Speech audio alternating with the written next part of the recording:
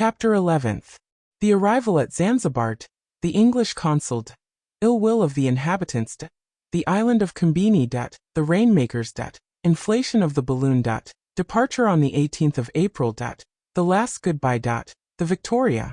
An invariably favorable wind had accelerated the progress of the Resolute toward the place of her destination. The navigation of the Mozambique Channel was especially calm and pleasant. The agreeable character of the trip by sea was regarded as a good omen of the probable issue of the trip through the air.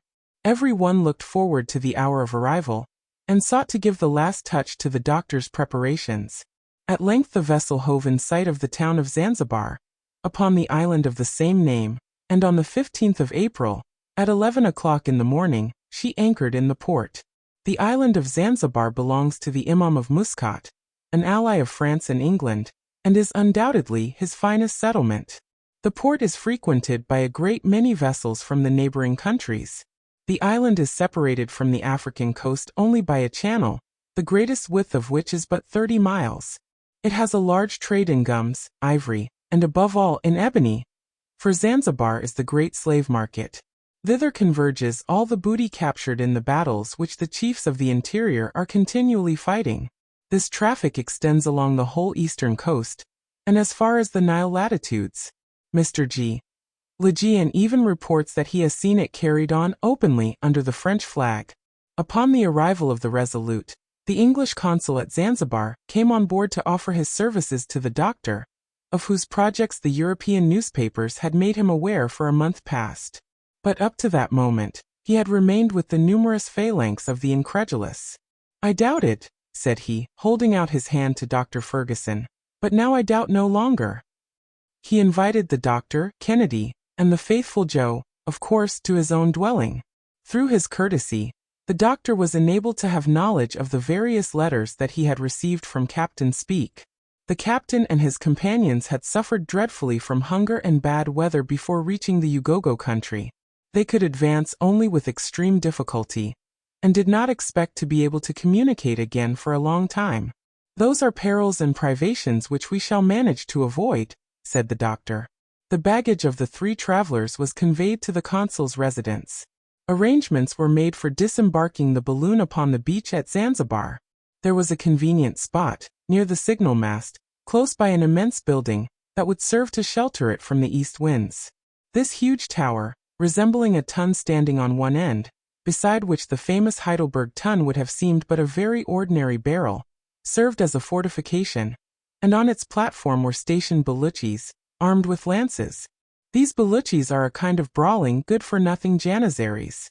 But when about to land the balloon, the consul was informed that the population of the island would oppose their doing so by force. Nothing is so blind as fanatical passion. The news of the arrival of a Christian, who was to ascend into the air, was received with rage. The Negroes, more exasperated than the Arabs, saw in this project an attack upon their religion. They took it into their heads that some mischief was meant to the sun and the moon. Now these 2 luminaries are objects of veneration to the African tribes, and they determined to oppose so sacrilegious an enterprise. The consul, informed of their intentions, conferred with Dr. Ferguson and Captain Bennet on the subject. The latter was unwilling to yield to threats, but his friend dissuaded him from any idea of violent retaliation. "We shall certainly come out winners," he said. "Even the Imam's soldiers will lend us a hand, if we need it. But, my dear captain, an accident may happen in a moment, and it would require but one unlucky blow to do the balloon an irreparable injury, so that the trip would be totally defeated. Therefore we must act with the greatest caution."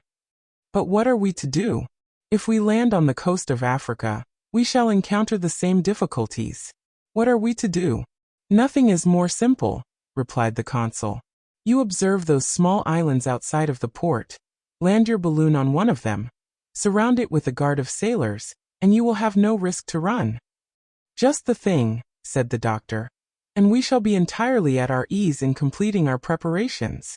The captain yielded to these suggestions, and the Resolute was headed for the island of Combini. During the morning of the April 16th, the balloon was placed in safety in the middle of a clearing in the great woods, with which the soil is studded. 2 masts, 80 feet in height, were raised at the same distance from each other. Blocks and tackle, placed at their extremities, afforded the means of elevating the balloon by the aid of a transverse rope. It was then entirely uninflated. The interior balloon was fastened to the exterior one, in such manner as to be lifted up in the same way. To the lower end of each balloon were fixed the pipes that served to introduce the hydrogen gas. The whole day, on the 17th, was spent in arranging the apparatus destined to produce the gas. It consisted of some 30 casks, in which the decomposition of water was effected by means of iron filings and sulfuric acid placed together in a large quantity of the first-named fluid. The hydrogen passed into a huge central cask, after having been washed on the way, and thence into each balloon by the conduit pipes. In this manner each of them received a certain accurately ascertained quantity of gas. For this purpose, there had to be employed 1,866 pounds of sulfuric acid, 16,050 pounds of iron, and 9,166 gallons of water. This operation commenced on the following night, about 3 a.m., and lasted nearly 8 hours. The next day the balloon, covered with its network, undulated gracefully above its car, which was held to the ground by numerous sacks of earth. The inflating apparatus was put together with extreme care, and the pipes issuing from the balloon were securely fitted to the cylindrical case. The anchors, the cordage, the instruments, the traveling wraps, the awning, the provisions, and the arms, were put in the place assigned to them in the car. The supply of water was procured at Zanzibar. The 200 pounds of ballast were distributed in 50 bags placed at the bottom of the car, but within arm's reach. These preparations were concluded about 5 o'clock in the evening, while sentinels kept close watch around the island, and the boats of the Resolute patrolled the channel. The blacks continued to show their displeasure by grimaces and contortions. Their obi men, or wizards, went up and down among the angry throngs, pouring fuel on the flame of their fanaticism. And some of the excited wretches, more furious and daring than the rest, attempted to get to the island by swimming, but they were easily driven off. Thereupon the sorceries and incantations commenced. The rainmakers, who pretend to have control over the clouds, invoked the storms and the stone showers, as the blacks call hail, to their aid. To compel them to do so, they plucked leaves of all the different trees that grow in that country, and boiled them over a slow fire, while at the same time, a sheep was killed by thrusting a long needle into its heart. But in spite of all their ceremonies, the sky remained clear and beautiful, and they profited nothing by their slaughtered sheep and their ugly grimaces. The blacks then abandoned themselves to the most furious orgies, and got fearfully drunk on tembo, a kind of ardent spirits drawn from the coconut tree, and an extremely heady sort of beer called tagua. Their chants, which were destitute of all melody, but were sung in excellent time, continued until far into the night. About 6 o'clock in the evening, the captain assembled the travelers and the officers of the ship at a farewell repast in his cabin. Kennedy, whom nobody ventured to question now, sat with his eyes riveted on Dr. Ferguson, murmuring indistinguishable words. In other respects, the dinner was a gloomy one. The approach of the final moment filled everybody with the most serious reflections. What had fate in store for these daring adventurers? Should they ever again find themselves in the midst of their friends, or seated at the domestic hearth? Were their traveling apparatus to fail, what would become of them, among those ferocious savage tribes, in regions that had never been explored, and in the midst of boundless deserts? Such thoughts as these, which had been dim and vague until then, or but slightly regarded when they came up, returned upon their excited fancies with intense force at this parting moment. Dr. Ferguson, still cold and impassible, talked of this, that and the other, but he strove in vain to overcome this infectious gloominess. He utterly failed. As some demonstration against the personal safety of the doctor and his companions was feared, all three slept that night on board the Resolute. At 6 o'clock in the morning they left their cabin, and landed on the island of Combini. The balloon was swaying gently to and fro in the morning breeze. The sandbags that had held it down were now replaced by some 20 strong-armed sailors, and Captain Bennet and his officers were present to witness the solemn departure of their friends. At this moment Kennedy went right up to the doctor, grasped his hand, and said, "Samuel, have you absolutely determined to go?" "Solemnly determined, my dear Dick. I have done everything that I could to prevent this expedition, have I not?" "Everything. Well then, my conscience is clear on that score, and I will go with you." "I was sure you would," said the doctor, betraying in his features swift traces of emotion. At last the moment of final leave-taking arrived. The captain and his officers embraced their dauntless friends with great feeling, not excepting even Joe, who, worthy fellow, was as proud and happy as a prince. Everyone in the party insisted upon having a final shake of the doctor's hand. At 9 o'clock the three travelers got into their car. The doctor lit the combustible in his cylinder and turned the flame so as to produce a rapid heat, and the balloon, which had rested on the ground in perfect equipoise, began to rise in a few minutes, so that the seamen had to slacken the ropes they held it by. The car then rose about 20 feet above their heads. "My friends," exclaimed the doctor, standing up between his two companions, and taking off his hat, "let us give our aerial ship a name that will bring her good luck. Let us christen her Victoria." This speech was answered with stentorian cheers of, "Huzzah for the Queen! Huzzah for Old England!" At this moment the ascensional force of the balloon increased prodigiously, and Ferguson, Kennedy, and Joe waved a last goodbye to their friends.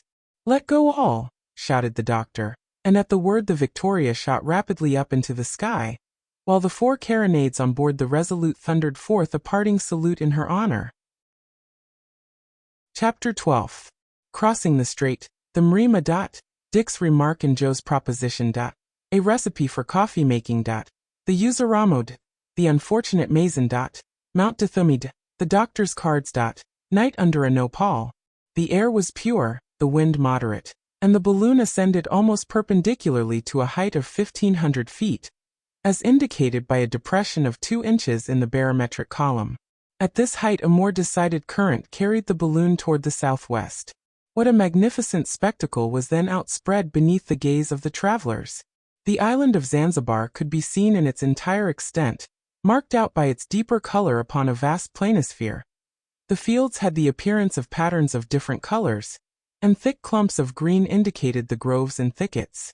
The inhabitants of the island looked no larger than insects. The huzzahing and shouting were little by little lost in the distance, and only the discharge of the ship's guns could be heard in the concavity beneath the balloon, as the latter sped on its flight. "How fine that is," said Joe, breaking silence for the first time. He got no reply. The doctor was busy observing the variations of the barometer, and noting down the details of his ascent. Kennedy looked on, and had not eyes enough to take in all that he saw. The rays of the sun coming to the aid of the heating cylinder, the tension of the gas increased, and the Victoria attained the height of 2,500 feet. The Resolute looked like a mere cockleshell, and the African coast could be distinctly seen in the west marked out by a fringe of foam. "You don't talk?" said Joe again.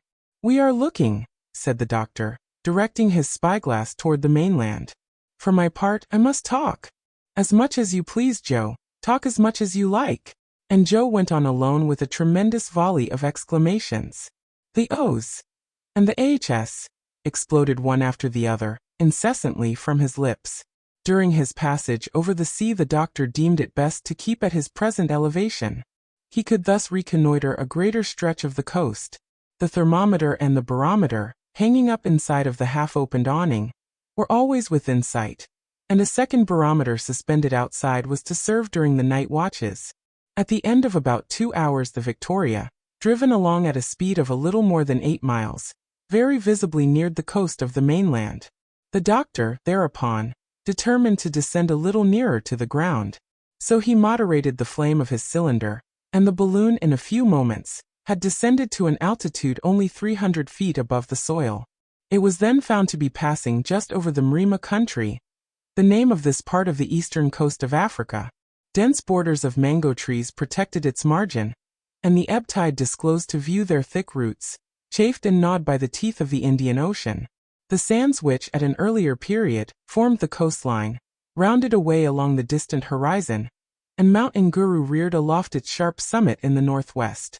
The Victoria passed near to a village which the doctor found marked upon his chart as Kaole. Its entire population had assembled in crowds, and were yelling with anger and fear, at the same time vainly directing their arrows against this monster of the air that swept along so majestically away above all their powerless fury. The wind was setting to the southward, but the doctor felt no concern on that score, since it enabled him the better to follow the route traced by Captains Burton and Speke. Kennedy had at length become as talkative as Joe, and the two kept up a continual interchange of admiring interjections and exclamations. "Out upon stagecoaches," said one. "Steamers indeed," said the other. "Railroads." Rubbish," put in Kennedy, "that you travel on without seeing the country." "Balloons. They're the sort for me," Joe would add. "Why, you don't feel yourself going, and nature takes the trouble to spread herself out before one's eyes. What a splendid sight! What a spectacle! What a delight! A dream in a hammock. Suppose we take our breakfast?" was Joe's unpoetical change of tune, at last, for the keen, open air had mightily sharpened his appetite. "Good idea, my boy. Oh, it won't take us long to do the cooking, biscuit and potted meat." "And as much coffee as you like," said the doctor. "I give you leave to borrow a little heat from my cylinder. There's enough and to spare, for that matter, and so we shall avoid the risk of a conflagration." "That would be a dreadful misfortune," ejaculated Kennedy. "It's the same as a powder magazine suspended over our heads." "Not precisely," said Ferguson. "But still, if the gas were to take fire it would burn up gradually, and we should settle down on the ground, which would be disagreeable. But never fear, our balloon is hermetically sealed." "Let us eat a bite then," replied Kennedy. "Now, gentlemen," put in Joe, "while doing the same as you, I'm going to get you up a cup of coffee that I think you'll have something to say about." "The fact is," added the doctor, "that Joe, along with 1,000 other virtues, has a remarkable talent for the preparation of that delicious beverage. He compounds it of a mixture of various origin, but he never would reveal to me the ingredients. Well, master, since we are so far above ground, I can tell you the secret. It is just to mix equal quantities of mocha, of bourbon coffee, and of Rio Nunez." A few moments later, 3 steaming cups of coffee were served, and topped off a substantial breakfast, which was additionally seasoned by the jokes and repartees of the guests. Each one then resumed his post of observation. The country over which they were passing was remarkable for its fertility. Narrow, winding paths plunged in beneath the overarching verdure. They swept along above cultivated fields of tobacco, maize and barley, at full maturity, and here and there immense rice fields, full of straight stalks and purple blossoms. They could distinguish sheep and goats too, confined in large cages, set up on piles to keep them out of reach of the leopard's fangs. Luxuriant vegetation spread in wild profuseness over this prodigal soil. Village after village rang with yells of terror and astonishment at the sight of the Victoria, and Dr. Ferguson prudently kept her above the reach of the barbarian arrows. The savages below, thus baffled, ran together from their huddle of huts and followed the travelers with their vain imprecations while they remained in sight. At noon, the doctor, upon consulting his map, calculated that they were passing over the Uzaramo II country. The soil was thickly studded with cocoa-nut, pawpaw and cottonwood trees, above which the balloon seemed to disport itself like a bird. Joe found this splendid vegetation a matter of course, seeing that they were in Africa. Kennedy descried some hares and quails that asked nothing better than to get a good shot from his fowling piece, but it would have been powder wasted, since there was no time to pick up the game. 2. UNO signify country in the language of that region. The aeronaut swept on with the speed of 12 miles per hour, and soon were passing in 38 degrees 20 minutes east longitude, over the village of Tounda. "It was there," said the doctor, "that Burton and Speke were seized with violent fevers, and for a moment thought their expedition ruined. And yet they were only a short distance from the coast, but fatigue and privation were beginning to tell upon them severely. In fact, there is a perpetual malaria reigning throughout the country in question. Even the doctor could hope to escape its effects only by rising above the range of the miasma that exhales from this damp region, whence the blazing rays of the sun pump up its poisonous vapors. Once in a while they could descry a caravan resting in a kraal, awaiting the freshness and cool of the evening to resume its route. These kraals are wide patches of cleared land, surrounded by hedges and jungles, where traders take shelter against not only the wild beasts, but also the robber tribes of the country. They could see the natives running and scattering in all directions at the sight of the Victoria. Kennedy was keen to get a closer look at them, but the doctor invariably held out against the idea. "The chiefs are armed with muskets," he said, "and our balloon would be too conspicuous a mark for their bullets. Would a bullet hole bring us down?" asked Joe. Not immediately, but such a hole would soon become a large torn orifice through which our gas would escape. Then let us keep at a respectful distance from yon miscreants. What must they think as they see us sailing in the air? I'm sure they must feel like worshipping us. Let them worship away then, replied the doctor, but at a distance. There is no harm done in getting as far away from them as possible. See, the country is already changing its aspect. The villages are fewer and farther between. The mango trees have disappeared, for their growth ceases at this latitude. The soil is becoming hilly and portends mountains not far off. Yes, said Kennedy. It seems to me that I can see some high land on this side. In the west, those are the nearest ranges of the Urizara, Mount Dathumi no doubt, behind which I hope to find shelter for the night. I'll stir up the heat in the cylinder a little, for we must keep at an elevation of 500 or 600 feet. That was a grand idea of yours, sir, said Joe. It's mighty easy to manage it. You turn a cock, and the thing's done. Ah, here we are more at our ease, said the sportsman, as the balloon ascended. The reflection of the sun on those red sands was getting to be insupportable. What splendid trees, cried Joe. They're quite natural, but they are very fine. Why, a dozen of them would make a forest. Those are baobabs, replied Dr. Ferguson. See, there's one with a trunk fully 100 feet in circumference. It was perhaps at the foot of that very tree that Mason, the French traveler, expired in 1845, for we are over the village of Dehe la Mora, to which he pushed on alone. He was seized by the chief of this region, fastened to the foot of a baobab, and the ferocious black then severed all his joints while the war song of his tribe was chanted.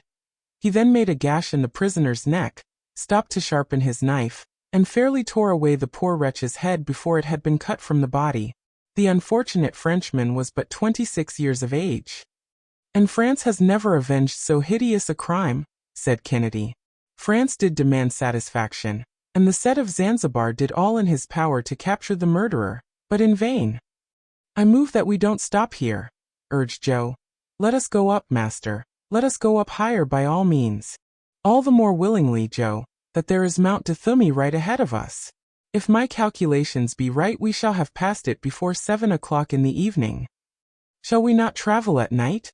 Asked the Scotchman. No, as little as possible. With care and vigilance we might do so safely, but it is not enough to sweep across Africa. We want to see it. Up to this time we have nothing to complain of, master.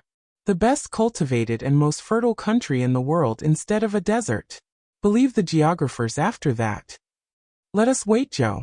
We shall see by and by. About 6:30 in the evening the Victoria was directly opposite Mount Dathumi. In order to pass, it had to ascend to a height of more than 3,000 feet, and to accomplish that the doctor had only to raise the temperature of his gas 18 degrees. It might have been correctly said that he held his balloon in his hand. Kennedy had only to indicate to him the obstacles to be surmounted, and the Victoria sped through the air, skimming the summits of the range. At 8 o'clock it descended the farther slope, the acclivity of which was much less abrupt. The anchors were thrown out from the car and one of them, coming in contact with the branches of an enormous nopal, caught on it firmly. Joe at once let himself slide down the rope and secured it. The silk ladder was then lowered to him, and he remounted to the car with agility. The balloon now remained perfectly at rest, sheltered from the eastern winds. The evening meal was got ready, and the aeronauts, excited by their day's journey, made a heavy onslaught upon the provisions. What distance have we traversed today? Asked Kennedy, disposing of some alarming mouthfuls. The doctor took his bearings, by means of lunar observations, and consulted the excellent map that he had with him for his guidance. It belonged to the Atlas of der Neuester Entdeckungen in Africa, the latest discoveries in Africa, published at Gotha by his learned friend Dr. Petermann, and by that savant sent to him. This atlas was to serve the doctor on his whole journey, for it contained the itinerary of Burton and Speke to the Great Lakes, the Sudan, according to Dr. Barth, the Lower Senegal, according to Guillaume Lejean, and the Delta of the Niger, by Dr. Blakey. Ferguson had also provided himself with a work which combined in one compilation all the notions already acquired concerning the Nile. It was entitled The Sources of the Nile, being a general survey of the basin of that river and of its headstream, with the History of the Nilotic Discovery, by Charles Beeke. He also had the excellent charts published in the bulletins of the Geographical Society of London, and not a single point of the countries already discovered could, therefore, escape his notice. Upon tracing on his maps, he found that his latitudinal route had been 2 degrees, or 120 miles, to the westward. Kennedy remarked that the route tended toward the south, but this direction was satisfactory to the doctor, who desired to reconnoiter the tracks of his predecessors as much as possible. It was agreed that the night should be divided into 3 watches, so that each of the party should take his turn in watching over the safety of the rest. The doctor took the watch commencing at 9 o'clock, Kennedy, the one commencing at midnight, and Joe, the 3 o'clock morning watch. So Kennedy and Joe, well wrapped in their blankets, stretched themselves at full length under the awning, and slept quietly, while Dr. Ferguson kept on the lookout. Chapter 13. Change of weather. Kennedy has the fever. The doctor's medicine. Travels on land. The basin of Amenge. Mount Rebejo. 6,000 feet elevation. A halt in the daytime. The night was calm. However, on Saturday morning Kennedy, as he awoke, complained of lassitude and feverish chills. The weather was changing. The sky, covered with clouds, seemed to be laying in supplies for a fresh deluge. A gloomy region is that Zungamoro country, where it rains continually, excepting perhaps for a couple of weeks in the month of January. A violent shower was not long in drenching our travelers. Below them the roads, intersected by nullahs, a sort of instantaneous torrent, were soon rendered impracticable, entangled as they were, besides, with thorny thickets and gigantic lianas, or creeping vines. The sulphuretted hydrogen emanations, which Captain Burton mentions, could be distinctly smelt. According to his statement, and I think he's right, said the doctor, one could readily believe that there is a corpse hidden behind every thicket. An ugly country this, sighed Joe, and it seems to me that Mr. Kennedy is none the better for having passed the night in it. To tell the truth, I have quite a high fever, said the sportsman. There's nothing remarkable about that, my dear Dick, for we are in one of the most unhealthy regions in Africa, but we shall not remain here long, so let's be off. Thanks to a skillful maneuver achieved by Joe, the anchor was disengaged, and Joe reascended to the car by means of the ladder. The doctor vigorously dilated the gas, and the Victoria resumed her flight, driven along by a spanking breeze. Only a few scattered huts could be seen through the pestilential mists, but the appearance of the country soon changed, for it often happens in Africa that some of the unhealthiest districts lie close beside others that are perfectly salubrious. Kennedy was visibly suffering, and the fever was mastering his vigorous constitution. It won't do to fall ill though, he grumbled, and so saying he wrapped himself in a blanket and lay down under the awning. A little patience, Dick, and you'll soon get over this, said the doctor. Get over it? Egad, Samuel, if you've any drug in your traveling chest that will set me on my feet again, bring it without delay. I'll swallow it with my eyes shut. Oh, I can do better than that, friend Dick, for I can give you a febrifuge that won't cost anything. And how will you do that? Very easily. I am simply going to take you up above these clouds that are now deluging us, and remove you from this pestilential atmosphere. I ask for only 10 minutes, in order to dilate the hydrogen. The 10 minutes had scarcely elapsed ere the travelers were beyond the rainy belt of country. Wait a little, now Dick, and you'll begin to feel the effect of pure air and sunshine. There's a cure for you, said Joe. Why, it's wonderful. No, it's merely natural. Oh, natural. Yes, no doubt of that. I bring Dick into good air, as the doctors do every day in Europe, or as I would send a patient at Martinique to the Pitons, a lofty mountain on that island, to get clear of the yellow fever. Ah, by Jove, this balloon is a paradise, exclaimed Kennedy, feeling much better already. It leads to it, anyhow, replied Joe quite gravely. It was a curious spectacle. That mass of clouds piled up, at the moment, away below them. The vapors rolled over each other, and mingled together in confused masses of superb brilliance, as they reflected the rays of the sun. The Victoria had attained an altitude of 4,000 feet, and the thermometer indicated a certain diminution of temperature. The land below could no longer be seen. 50 miles away to the westward, Mount Rebejo raised its sparkling crest, marking the limit of the Ugogo country in east longitude 36 degrees 20 minutes.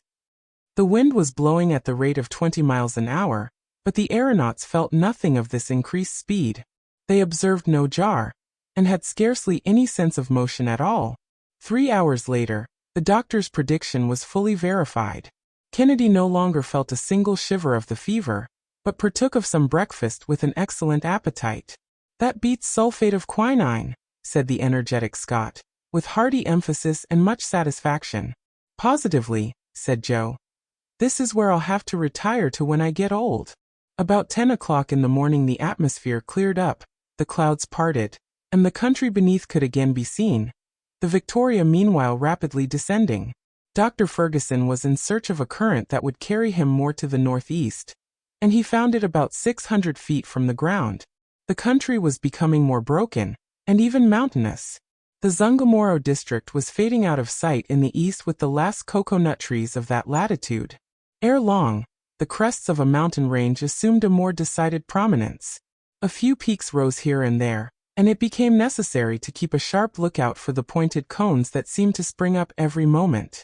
"We're right among the breakers," said Kennedy. "Keep cool, Dick. We shan't touch them," was the doctor's quiet answer. "It's a jolly way to travel, anyhow," said Joe, with his usual flow of spirits. In fact, the doctor managed his balloon with wondrous dexterity. "Now, if we had been compelled to go afoot over that drenched soil," said he, "we should still be dragging along in a pestilential mire. Since our departure from Zanzibar, half our beasts of burden would have died with fatigue. We should be looking like ghosts ourselves, and despair would be seizing on our hearts. We should be in continual squabbles with our guides and porters, and completely exposed to their unbridled brutality. During the daytime a damp, penetrating, unendurable humidity. At night, a cold frequently intolerable, and the stings of a kind of fly whose bite pierces the thickest cloth, and drives the victim crazy. All this, too, without saying anything about wild beasts and ferocious native tribes." "I move that we don't try it," said Joe in his droll way. "I exaggerate nothing," continued Ferguson, "for upon reading the narratives of such travelers as have had the hardihood to venture into these regions, your eyes would fill with tears." About 11 o'clock they were passing over the basin of Amenge, and the tribes scattered over the adjacent hills were impotently menacing the Victoria with their weapons.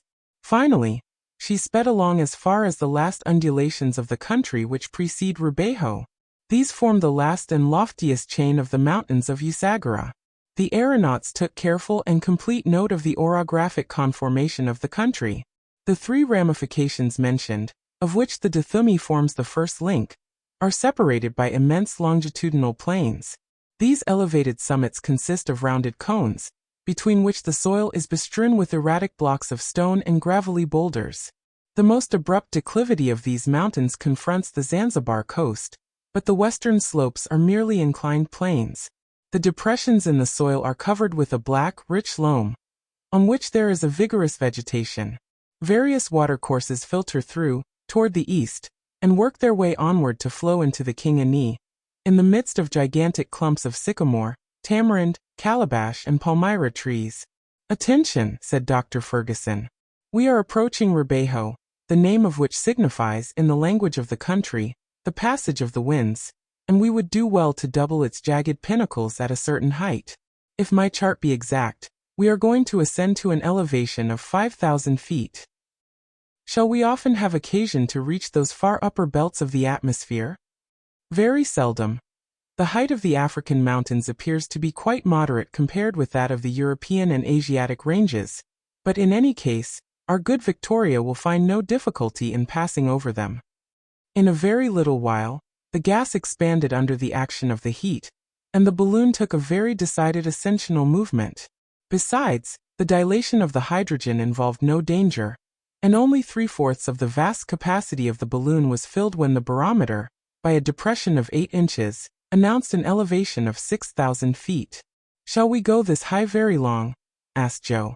"The atmosphere of the earth has a height of 6,000 fathoms, said the doctor, "and with a very large balloon, one might go far. That is what Messrs. Brioschi and Gay-Lussac did, but then the blood burst from their mouths and ears. Respirable air was wanting. Some years ago, Two fearless Frenchmen, Messrs. Barrel and Bixio, also ventured into the very lofty regions, but their balloon burst. "And they fell?" asked Kennedy abruptly. "Certainly they did, but as learned men should always fall, namely, without hurting themselves." "Well, gentlemen," said Joe, "you may try their fall over again if you like, but as for me who am but a dolt, I prefer keeping at the medium height, neither too far up nor too low down. It won't do to be too ambitious." At the height of 6,000 feet, the density of the atmosphere has already greatly diminished, sound is conveyed with difficulty, and the voice is not so easily heard. The view of objects becomes confused. The gaze no longer takes in any but large, quite ill-distinguishable masses. Men and animals on the surface become absolutely invisible. The roads and rivers get to look like threads, and the lakes dwindle to ponds. The doctor and his friends felt themselves in a very anomalous condition. An atmospheric current of extreme velocity was bearing them away beyond arid mountains, upon whose summits vast fields of snow surprised the gaze, while their convulsed appearance told of titanic travail in the earliest epoch of the world's existence. The sun shone at the zenith, and his rays fell perpendicularly upon those lonely summits. The doctor took an accurate design of these mountains, which form 4 distinct ridges almost in a straight line, the northernmost being the longest. The Victoria soon descended the slope opposite to the Rubeho, skirting an acclivity covered with woods, and dotted with trees of very deep green foliage. Then came crests and ravines, in a sort of desert which preceded the Ugogo country, and lower down were yellow plains, parched and fissured by the intense heat, and here and there, bestrewn with saline plants and brambly thickets. Some underbrush, which farther on became forests, embellished the horizon. The doctor went nearer to the ground. The anchors were thrown out, and one of them soon caught in the boughs of a huge sycamore. Joe, slipping nimbly down the tree, carefully attached the anchor, and the doctor left his cylinder at work to a certain degree in order to retain sufficient ascensional force in the balloon to keep it in the air. Meanwhile the wind had suddenly died away. "Now," said Ferguson, "take 2 guns, friend Dick, one for yourself and one for Joe, and both of you try to bring back some nice cuts of antelope meat. They will make us a good dinner." "Off to the hunt!" exclaimed Kennedy joyously. He climbed briskly out of the car and descended. Joe had swung himself down from branch to branch, and was waiting for him below, stretching his limbs in the meantime. "Don't fly away without us, doctor," shouted Joe. "Never fear, my boy. I am securely lashed. I'll spend the time getting my notes into shape. A good hunt to you. But be careful. Besides, from my post here, I can observe the face of the country, and at the least suspicious thing I notice, I'll fire a signal shot, and with that you must rally home." "Agreed," said Kennedy, and off they went. Chapter 14th. The forest of gum trees. The blue antelope. The rallying signal. An unexpected attack. The canyon. A night in the open air. The Mabunguru. Jiholamkoa. A supply of water. Arrival at Kaze. The country, dry and parched as it was, consisting of a clayey soil that cracked open with the heat, seemed indeed a desert. Here and there were a few traces of caravans. The bones of men and animals, that had been half gnawed away, moldering together in the same dust. After half an hour's walking, Dick and Joe plunged into a forest of gum trees, their eyes alert on all sides, and their fingers on the trigger. There was no foreseeing what they might encounter. Without being a rifleman, Joe could handle firearms with no trifling dexterity. "A walk does one good, Mr. Kennedy, but this isn't the easiest ground in the world," he said, kicking aside some fragments of quartz with which the soil was bestrewn. Kennedy motioned to his companion to be silent and to halt. The present case compelled them to dispense with hunting dogs, and no matter what Joe's agility might be, he could not be expected to have the scent of a setter or a greyhound. A herd of a dozen antelopes were quenching their thirst in the bed of a torrent where some pools of water had lodged. The graceful creatures, snuffing danger in the breeze, seemed to be disturbed and uneasy. Their beautiful heads could be seen between every draught, raised in the air with quick and sudden motion as they sniffed the wind in the direction of our 2 hunters, with their flexible nostrils. Kennedy stole around behind some clumps of shrubbery, while Joe remained motionless where he was. The former, at length, got within gunshot and fired. The herd disappeared in the twinkling of an eye, One male antelope only, that was hit just behind the shoulder joint, fell headlong to the ground, and Kennedy leaped toward his booty. It was a blauwbok, a superb animal of a pale bluish color shading upon the gray, but with the belly and the inside of the legs as white as the driven snow. "A splendid shot," exclaimed the hunter. "It's a very rare species of the antelope, and I hope to be able to prepare his skin in such a way as to keep it." "Indeed," said Joe. "Do you think of doing that, Mr. Kennedy?" "Why, certainly I do. Just see what a fine hide it is. But Dr. Ferguson will never allow us to take such an extra weight." "You're right, Joe. Still, it is a pity to have to leave such a noble animal." "The whole of it?" "Oh, we won't do that, sir. We'll take all the good eatable parts of it, and if you'll let me, I'll cut him up just as well as the chairman of the Honorable Corporation of Butchers of the City of London could do." "As you please, my boy. But you know that in my hunter's way I can just as easily skin and cut up a piece of game as kill it." "I'm sure of that, Mr. Kennedy. Well then, you can build a fireplace with a few stones. There's plenty of dry deadwood, and I can make the hot coals tell in a few minutes." "Oh, that won't take long," said Kennedy, going to work on the fireplace, where he had a brisk flame crackling and sparkling in a minute or two. Joe had cut some of the nicest steaks and the best parts of the tenderloin from the carcass of the antelope, and these were quickly transformed to the most savory of broils. "There, those will tickle the doctor," said Kennedy. "Do you know what I was thinking about?" said Joe. "Why, about the steaks you're broiling, to be sure," replied Dick. "Not the least in the world. I was thinking what a figure we'd cut if we couldn't find the balloon again. By George, what an idea! Why, do you think the doctor would desert us?" "No, but suppose his anchor were to slip?" "Impossible. And besides, the doctor would find no difficulty in coming down again with his balloon. He handles it at his ease." "But suppose the wind were to sweep it off, so that he couldn't come back toward us?" "Come, come, Joe. A truce to your suppositions. They're anything but pleasant." "Ah, sir, everything that happens in this world is natural, of course, but then anything may happen, and we ought to look out beforehand." At this moment the report of a gun rang out upon the air. "What's that?" exclaimed Joe. "It's my rifle, I know the ring of her," said Kennedy. "A signal. Yes, danger for us. For him too, perhaps. Let's be off."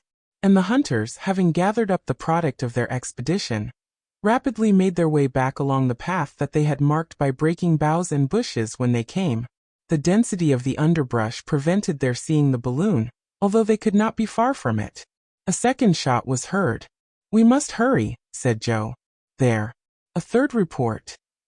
Why, it sounds to me as if he was defending himself against something. Let us make haste." They now began to run at the top of their speed. When they reached the outskirts of the forest, they at first glance saw the balloon in its place and the doctor in the car. "What's the matter?" shouted Kennedy. "Good God!" suddenly exclaimed Joe. "What do you see?" "Down there. Look. A crowd of blacks surrounding the balloon." And in fact there, 2 miles from where they were, they saw some 30 wild natives close together, yelling, gesticulating, and cutting all kinds of antics at the foot of the sycamore. Some, climbing into the tree itself, were making their way to the topmost branches. The danger seemed pressing. "My master is lost," cried Joe. "Come. A little more coolness, Joe, and let us see how we stand. We hold the lives of 4 of those villains in our hands. Forward then." They had made a mile with headlong speed, when another report was heard from the car. The shot had, evidently, told upon a huge black demon, who had been hoisting himself up by the anchor rope. A lifeless body fell from bough to bough, and hung about 20 feet from the ground, its arms and legs swaying to and fro in the air. "Ha!" said Joe, halting. "What does that fellow hold by?" "No matter what," said Kennedy. "Let us run. Let us run." "Ah, Mr. Kennedy," said Joe again in a roar of laughter. "By his tail. By his tail. It's an ape. They're all apes." "Well, they're worse than men," said Kennedy, as he dashed into the midst of the howling crowd. It was, indeed, a troop of very formidable baboons of the dog-faced species. These creatures are brutal, ferocious, and horrible to look upon, with their dog-like muzzles and savage expression. However, a few shots scattered them, and the chattering horde scampered off, leaving several of their number on the ground. In a moment Kennedy was on the ladder, and Joe, clambering up the branches, detached the anchor. The car then dipped to where he was, and he got into it without difficulty. A few minutes later, the Victoria slowly ascended and soared away to the eastward, wafted by a moderate wind. "That was an attack for you," said Joe. "We thought you were surrounded by natives." "Well, fortunately they were only apes," said the doctor. "At a distance there's no great difference," remarked Kennedy. "Nor close at hand either," added Joe. "Well, however that may be," resumed Ferguson, "this attack of apes might have had the most serious consequences. Had the anchor yielded to their repeated efforts, who knows whither the wind would have carried me?" "What did I tell you, Mr. Kennedy?" "You were right, Joe, but even right as you may have been, you were, at that moment, preparing some antelope steaks, the very sight of which gave me a monstrous appetite." "I believe you," said the doctor. "The flesh of the antelope is exquisite." "You may judge of that yourself now, sir, for supper's ready." "Upon my word as a sportsman, those venison steaks have a gamey flavor that's not to be sneezed at, I tell you." "Good," said Joe with his mouth full. "I could live on antelope all the days of my life, and all the better with a glass of grog to wash it down." So saying, the good fellow went to work to prepare a jorum of that fragrant beverage, and all hands tasted it with satisfaction. "Everything has gone well thus far," said he. "Very well indeed," assented Kennedy. "Come now, Mr. Kennedy, are you sorry that you came with us? I'd like to see anybody prevent my coming." It was now 4 o'clock in the afternoon. The Victoria had struck a more rapid current. The face of the country was gradually rising, and ere long, the barometer indicated a height of 1,500 feet above the level of the sea.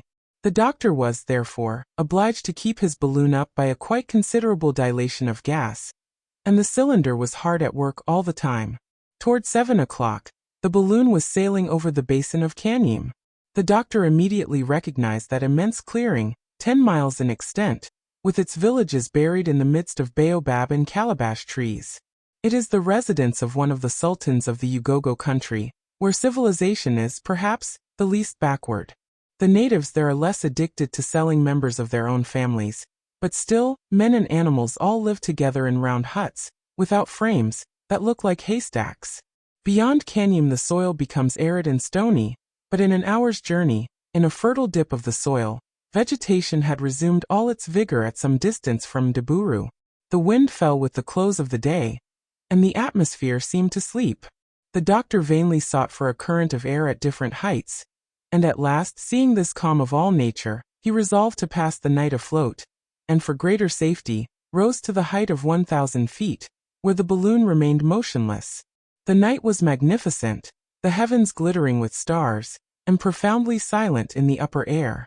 Dick and Joe stretched themselves on their peaceful couch, and were soon sound asleep, the doctor keeping the first watch. At 12 o'clock the latter was relieved by Kennedy. "Should the slightest accident happen, waken me," said Ferguson. "And above all things, don't lose sight of the barometer. To us it is the compass." The night was cold. There were 27 degrees of difference between its temperature and that of the daytime. With nightfall had begun the nocturnal concert of animals driven from their hiding places by hunger and thirst. The frogs struck in their guttural soprano, redoubled by the yelping of the jackals, while the imposing bass of the African lion sustained the accords of this living orchestra. Upon resuming his post in the morning, the doctor consulted his compass, and found that the wind had changed during the night. The balloon had been bearing about 30 miles to the northwest during the last 2 hours. It was then passing over Mabunguru, a stony country, strewn with blocks of syenite of a fine polish, and knobbed with huge boulders and angular ridges of rock. Conic masses, like the rocks of Karnak, studded the soil like so many druidic dolmens.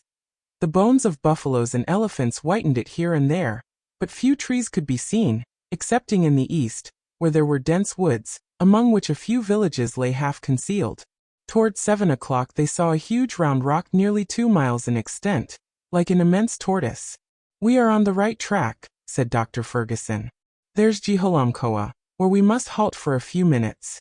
I am going to renew the supply of water necessary for my cylinder, and so let us try to anchor somewhere." "There are very few trees," replied the hunter. "Never mind, let us try." Joe, throw out the anchors." The balloon, gradually losing its ascensional force, approached the ground. The anchors ran along until, at last, one of them caught in the fissure of a rock, and the balloon remained motionless. It must not be supposed that the doctor could entirely extinguish his cylinder during these halts. The equilibrium of the balloon had been calculated at the level of the sea, and as the country was continually ascending, and had reached an elevation of from 600 to 700 feet, the balloon would have had a tendency to go lower than the surface of the soil itself. It was, therefore, necessary to sustain it by a certain dilation of the gas. But in case the doctor, in the absence of all wind, had let the car rest upon the ground, the balloon, thus relieved of a considerable weight, would have kept up of itself, without the aid of the cylinder. The maps indicated extensive ponds on the western slope of the Juhulamkoa. Joe went thither alone with a cask that would hold about 10 gallons. He found the place pointed out to him, without difficulty, near to a deserted village, got his stock of water, and returned in less than 3/4 of an hour. He had seen nothing particular excepting some immense elephant pits. In fact, he came very near falling into one of them, at the bottom of which lay a half-eaten carcass. He brought back with him a sort of clover which the apes eat with avidity. The doctor recognized the fruit of the mbenbu, tree which grows in profusion on the western part of Juhulamkoa. Ferguson waited for Joe with a certain feeling of impatience, for even a short halt in this inhospitable region always inspires a degree of fear. The water was got aboard without trouble, as the car was nearly resting on the ground. Joe then found it easy to loosen the anchor, and leaped lightly to his place beside the doctor. The latter then replenished the flame in the cylinder, and the balloon majestically soared into the air. It was then about 100 miles from Kaze, an important establishment in the interior of Africa, where, thanks to a south-southeasterly current, the travelers might hope to arrive on that same day. They were moving at the rate of 14 miles per hour, and the guidance of the balloon was becoming difficult, as they dared not rise very high without extreme dilation of the gas, the country itself being at an average height of 3,000 feet. Hence, the doctor preferred not to force the dilation, and so adroitly followed the sinuosities of a pretty sharply inclined plane, and swept very close to the villages of Thembo and Turawels. The latter forms part of the Unyamwezi, a magnificent country, where the trees attain enormous dimensions, among them the cactus, which grows to gigantic size. About 2 o'clock, in magnificent weather, but under a fiery sun that devoured the least breath of air, the balloon was floating over the town of Kaze, situated about 350 miles from the coast. "We left Zanzibar at 9 o'clock in the morning," said the doctor, consulting his notes. "And after 2 days' passage, we have, including our deviations, traveled nearly 500 geographical miles. Captains Burton and Speke took 4 months and a half to make the same distance." Chapter 15. Kaze. The noisy marketplace. The appearance of the balloon. The Wangaga. The sons of the moon. The doctor's walk. The population of the place. The royal tem. The sultan's wives. A royal drunken bout. Joe an object of worship. How they dance in the moon. A reaction. 2 moons in one sky. The instability of divine honors. Kaze, an important point in Central Africa, is not a city. In truth, there are no cities in the interior. Kaze is but a collection of 6 extensive excavations. There are enclosed a few houses and slave huts, with little courtyards and small gardens, carefully cultivated with onions, potatoes, cucumbers, pumpkins, and mushrooms of perfect flavor, growing most luxuriantly. The Unyamwezi is the country of the moon, above all the rest, the fertile and magnificent garden spot of Africa. In its center is the district of Unyanembe, a delicious region, where some families of Omani, who are of very pure Arabic origin, live in luxurious idleness. They have for a long period held the commerce between the interior of Africa and Arabia. They trade in gums, ivory, fine muslin, and slaves. Their caravans traverse these equatorial regions on all sides, and they even make their way to the coast in search of those articles of luxury and enjoyment which the wealthy merchants covet, while the latter, surrounded by their wives and their attendants, lead in this charming country the least disturbed and most horizontal of lives, always stretched at full length, laughing, smoking, or sleeping. Around these excavations are numerous native dwellings, wide open spaces for the markets, fields of cannabis and datura, superb trees and depths of freshest shade, such as Kaze. There, too, is held the general rendezvous of the caravans, those of the south with their slaves and their freightage of ivory, and those of the west, which export cotton, glassware, and trinkets, to the tribes of the Great Lakes.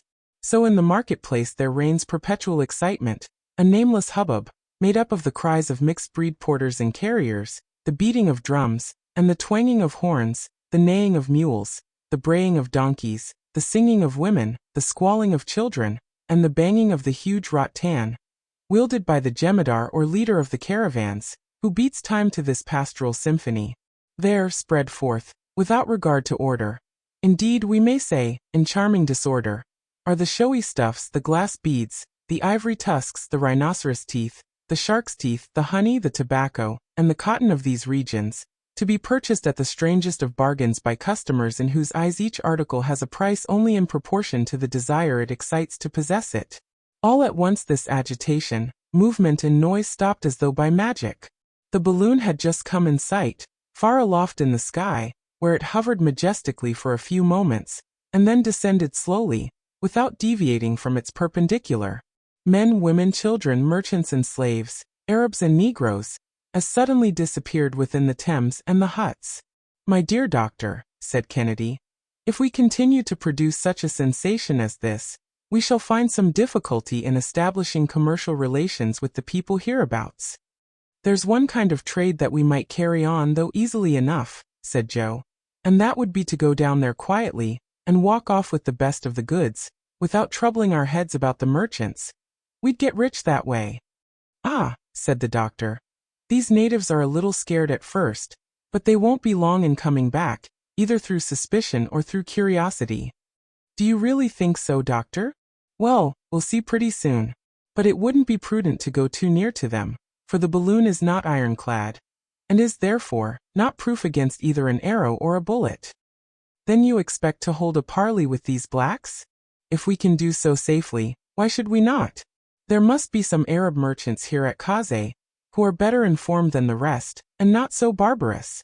I remember that Burton and Speke had nothing but praises to utter concerning the hospitality of these people. So we might, at least, make the venture."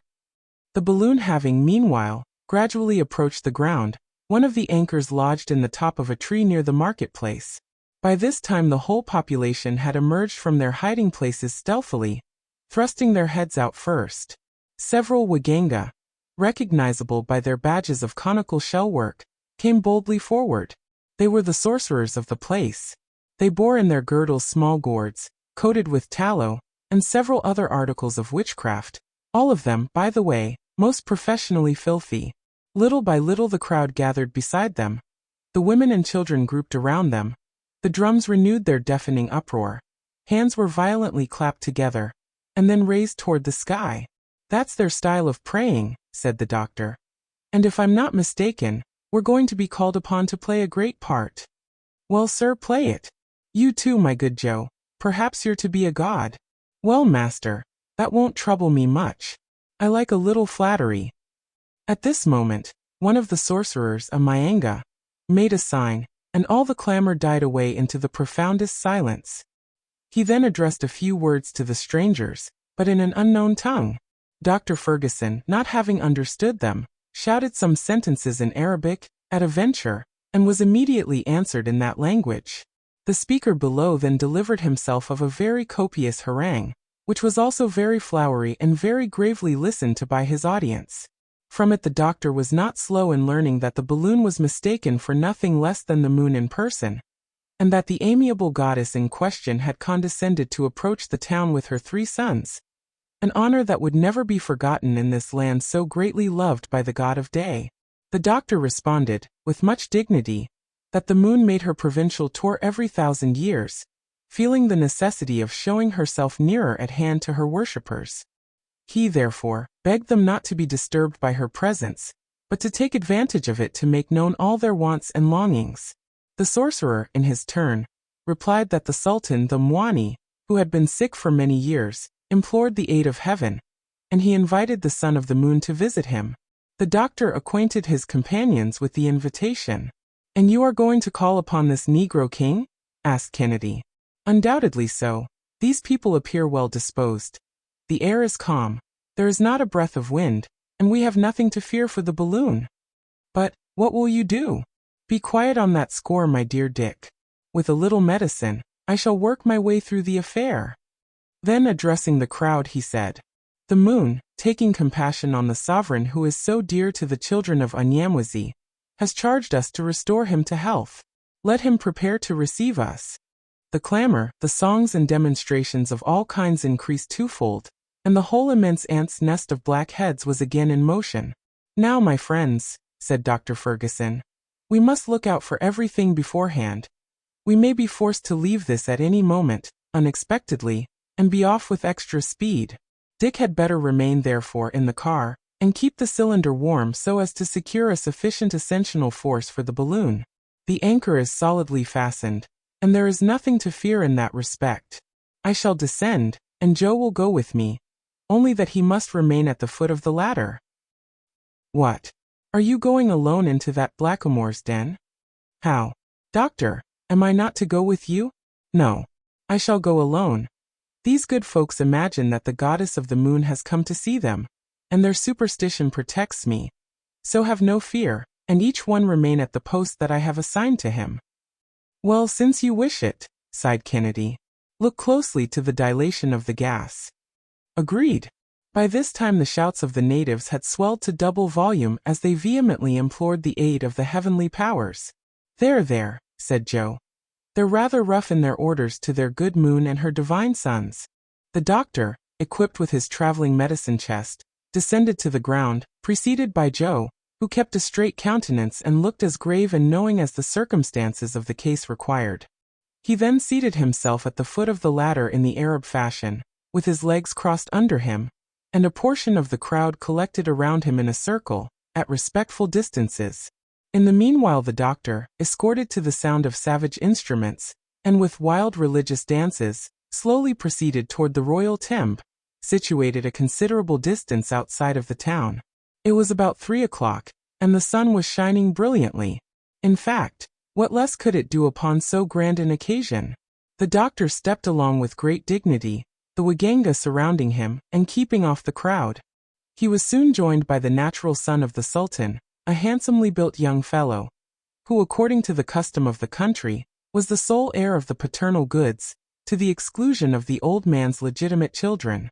He prostrated himself before the son of the moon, but the latter graciously raised him to his feet. 3/4 of an hour later, through shady paths, surrounded by all the luxuriance of tropical vegetation, this enthusiastic procession arrived at the Sultan's palace, a sort of square edifice called Idatinia, and situated on the slope of a hill. A kind of veranda, formed by the thatched roof, adorned the outside, supported upon wooden pillars, which had some pretensions to being carved. Long lines of dark red clay decorated the walls in characters that strove to reproduce the forms of men and serpents, the latter better imitated, of course, than the former. The roofing of this abode did not rest directly upon the walls, and the air could, therefore, circulate freely, but windows there were none, and the door hardly deserved the name. Dr. Ferguson was received with all the honors by the guards and favorites of the Sultan. These were men of a fine race, the Wanyamwezi so-called, a pure type of the Central African populations, strong, robust, well-made, and in splendid condition.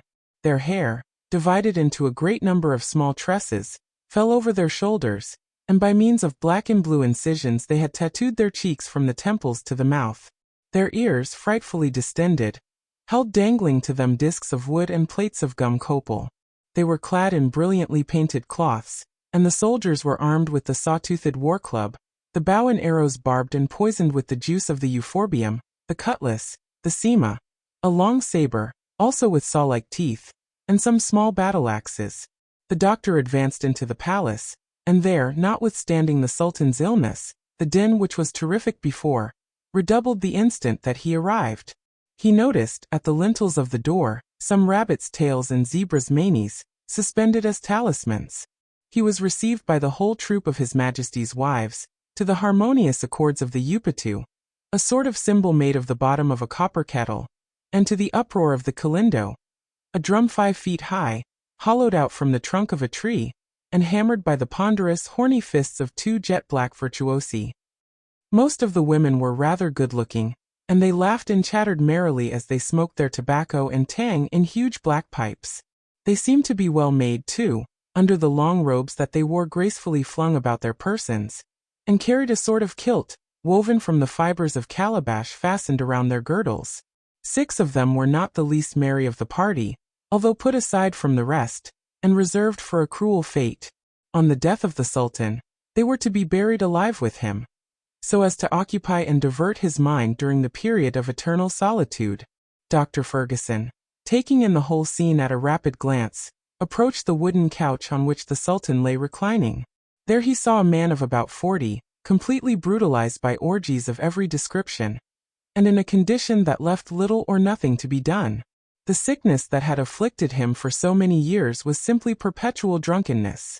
The royal sot had nearly lost all consciousness, and all the ammonia in the world would not have set him on his feet again. His favorites and the women kept on bended knees during this solemn visit. By means of a few drops of powerful cordial, the doctor for a moment reanimated the embrittled carcass that lay before him. The Sultan stirred, and for a dead body that had given no sign whatever of life for several hours previously, this symptom was received with a tremendous repetition of shouts and cries in the doctor's honor. The latter, who had seen enough of it by this time, by a rapid motion put aside his 2 demonstrative admirers and went out of the palace, directing his steps immediately toward the balloon, for it was now 6 o'clock in the evening. Joe, during his absence, had been quietly waiting at the foot of the ladder, where the crowd paid him their most humble respects. Like a genuine son of the moon, he let them keep on. For a divinity, he had the air of a very clever sort of fellow, by no means proud, nay, even pleasingly familiar with the young negresses, who seemed never to tire of looking at him. Besides, he went so far as to chat agreeably with them. "Worship me, ladies. Worship me," he said to them. "I'm a clever sort of devil, if I am the son of a goddess." They brought him propitiatory gifts, such as are usually deposited in the fetish huts or mzimu. These gifts consisted of stalks of barley and of pum. Joe considered himself in duty bound to taste the latter species of strong beer, but his palate, although accustomed to gin and whiskey, could not withstand the strength of the new beverage, and he had to make a horrible grimace, which his dusky friends took to be a benevolent smile. Thereupon the young damsels, conjoining their voices in a drawling chant, began to dance around him with the utmost gravity. "Ah, you're dancing, are you?" said he. "Well, I won't be behind you in politeness, and so I'll give you one of my country reels." So at it he went, in one of the wildest jigs that ever was seen, twisting, turning, and jerking himself in all directions, dancing with his hands, dancing with his body, dancing with his knees, dancing with his feet, describing the most fearful contortions and extravagant evolutions, throwing himself into incredible attitudes, grimacing beyond all belief, and, in fine, giving his savage admirers a strange idea of the style of ballet adopted by the deities in the moon. Then the whole collection of blacks, naturally as imitative as monkeys, at once reproduced all his airs and graces, his leaps and shakes and contortions. They did not lose a single gesticulation.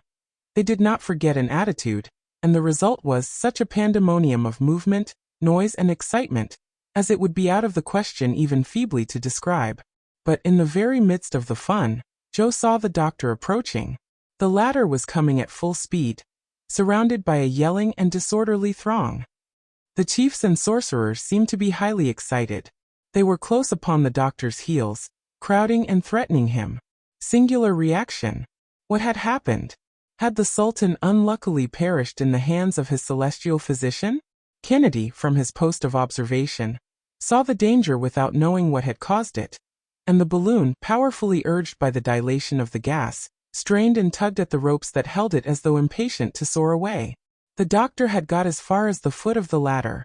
A superstitious fear still held the crowd aloof, and hindered them from committing any violence on his person. He rapidly scaled the ladder, and Joe followed him with his usual agility.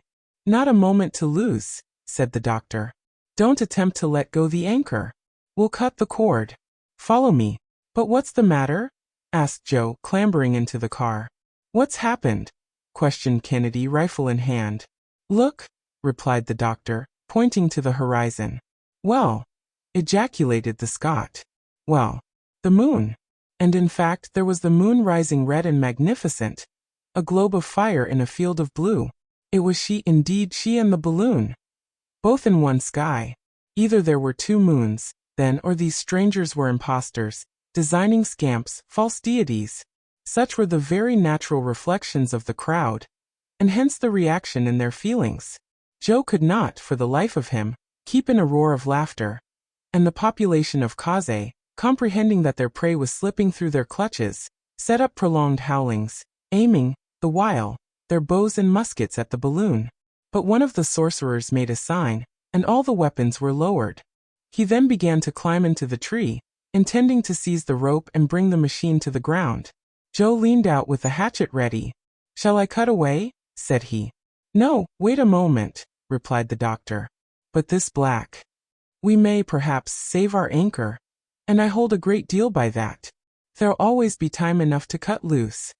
The sorcerer, having climbed to the right place, worked so vigorously that he succeeded in detaching the anchor, and the latter, violently jerked, at that moment, by the start of the balloon, caught the rascal between the limbs, and carried him off astride of it through the air. The stupefaction of the crowd was indescribable, as they saw one of their waganga thus whirled away into space.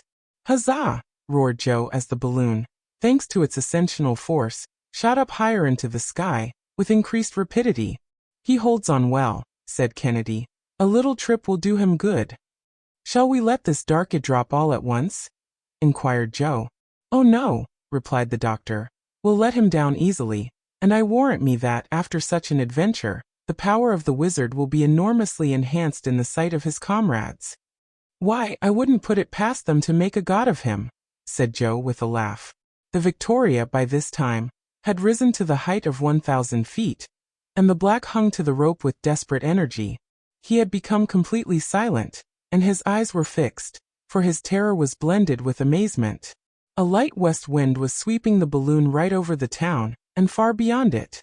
Half an hour later, the doctor, seeing the country deserted, moderated the flame of his cylinder, and descended toward the ground. At 20 feet above the turf, the affrighted sorcerer made up his mind in a twinkling. He let himself drop, fell on his feet, and scampered off at a furious pace toward Kaze, while the balloon, suddenly relieved of his weight, again shot up on her course. Chapter 16. Symptoms of a storm. The country of the moon. The future of the African continent. The last machine of all. A view of the country at sunset.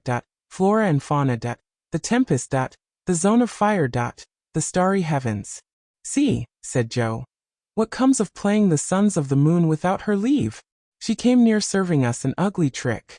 But say, master, did you damage your credit as a physician?" "Yes, indeed," chimed in the sportsman. "What kind of a dignitary was this Sultan of Kaze?" "An old half-dead sot," replied the doctor, "whose loss will not be very severely felt. But the moral of all this is that honors are fleeting, and we must not take too great a fancy to them." "So much the worse," rejoined Joe. "I like the thing, to be worshipped. Play the god as you like. Why, what would anyone ask more than that?" By the way, the moon did come up, too, and all red, as if she was in a rage. While the three friends went on chatting of this and other things, and Joe examined the luminary of night from an entirely novel point of view, the heavens became covered with heavy clouds to the northward, and the lowering masses assumed a most sinister and threatening look.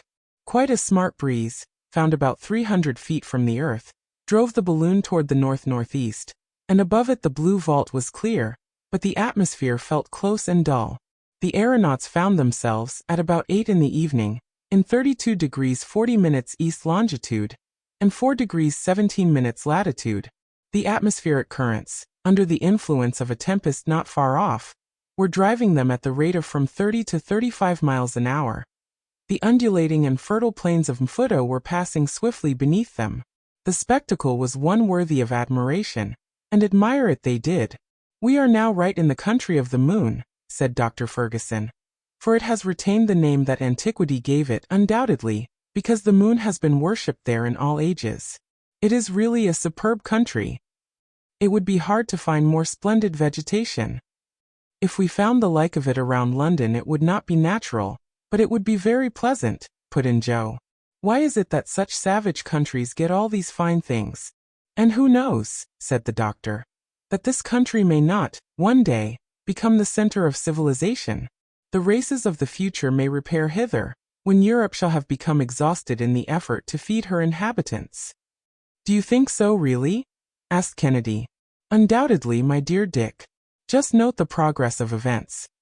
Consider the migrations of races, and you will arrive at the same conclusion assuredly. Asia was the first nurse of the world. Was she not? For about 4,000 years she travailed. She grew pregnant, she produced. And then, when stones began to cover the soil where the golden harvests sung by Homer had flourished, her children abandoned her exhausted and barren bosom. You next see them precipitating themselves upon young and vigorous Europe, which has nourished them for the last 2,000 years. But already her fertility is beginning to die out. Her productive powers are diminishing every day. Those new diseases that annually attack the products of the soil, those defective crops, those insufficient resources, are all signs of a vitality that is rapidly wearing out and of an approaching exhaustion. Thus, we already see the millions rushing to the luxuriant bosom of America as a source of help, not inexhaustible indeed, but not yet exhausted. In its turn, that new continent will grow old. Its virgin forests will fall before the axe of industry, and its soil will become weak through having too fully produced what had been demanded of it. Where 2 harvests bloomed every year, hardly one will be gathered from a soil completely drained of its strength. Then, Africa will be there to offer to new races the treasures that for centuries have been accumulating in her breast. Those climates now so fatal to strangers will be purified by cultivation and by drainage of the soil, and those scattered water supplies will be gathered into one common bed to form an artery of navigation. Then this country over which we are now passing, more fertile, richer, and fuller of vitality than the rest, will become some grand realm where more astonishing discoveries than steam and electricity will be brought to light. Ah, sir, said Joe, I'd like to see all that. You got up too early in the morning, my boy. Besides, said Kennedy, that may prove to be a very dull period when industry will swallow up everything for its own profit. By dint of inventing machinery, men will end in being eaten up by it. I have always fancied that the end of the earth will be when some enormous boiler, heated to 3,000 millions of atmospheric pressure, shall explode and blow up our globe. And I add that the Americans, said Joe, will not have been the last to work at the machine. In fact, assented the doctor, they are great boiler makers. But without allowing ourselves to be carried away by such speculations, let us rest content with enjoying the beauties of this country of the moon, since we have been permitted to see it.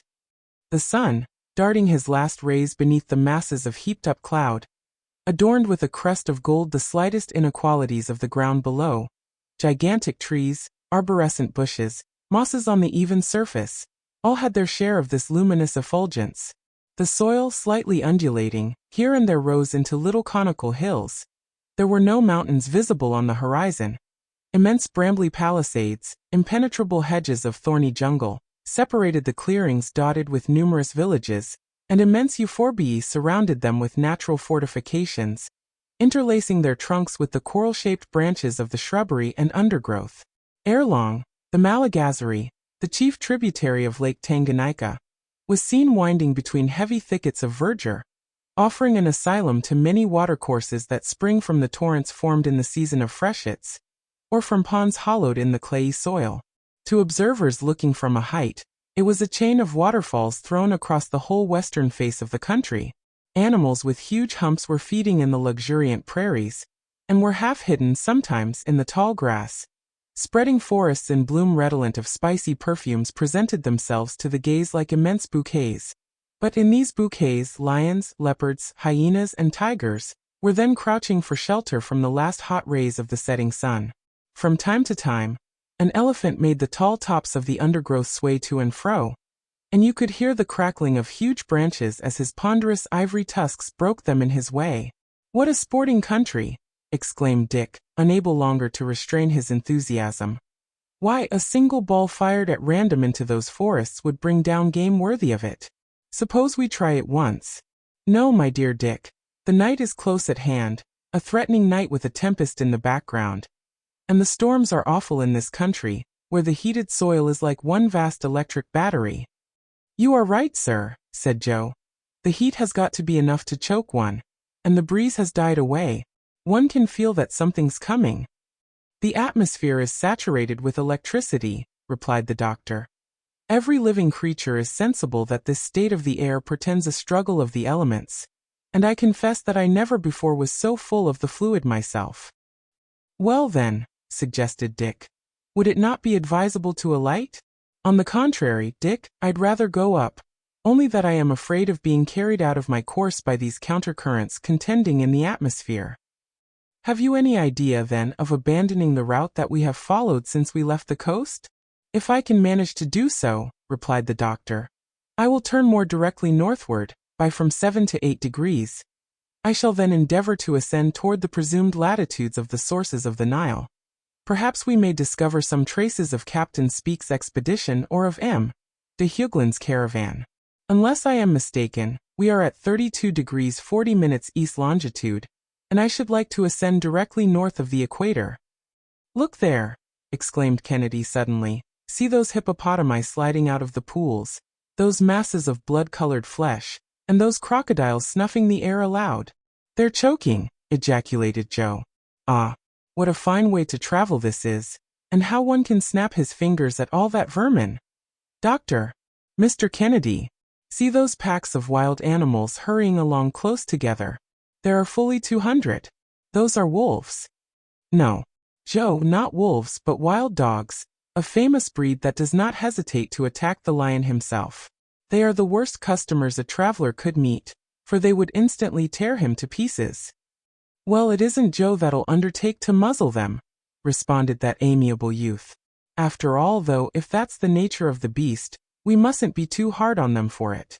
Silence gradually settled down under the influence of the impending storm. The thickened air actually seemed no longer adapted to the transmission of sound. The atmosphere appeared muffled, and like a room hung with tapestry, lost all its sonorous reverberation. The rover bird so-called, the coronet crane, the red and blue jays, the mockingbird, the flycatcher, disappeared among the foliage of the immense trees, and all nature revealed symptoms of some approaching catastrophe. At 9 o'clock the Victoria hung motionless over Messine, an extensive group of villages scarcely distinguishable in the gloom. Once in a while, the reflection of a wandering ray of light in the dull water disclosed a succession of ditches regularly arranged, and by one last gleam, the eye could make out the calm and somber forms of palm trees, sycamores, and gigantic euphorbiae.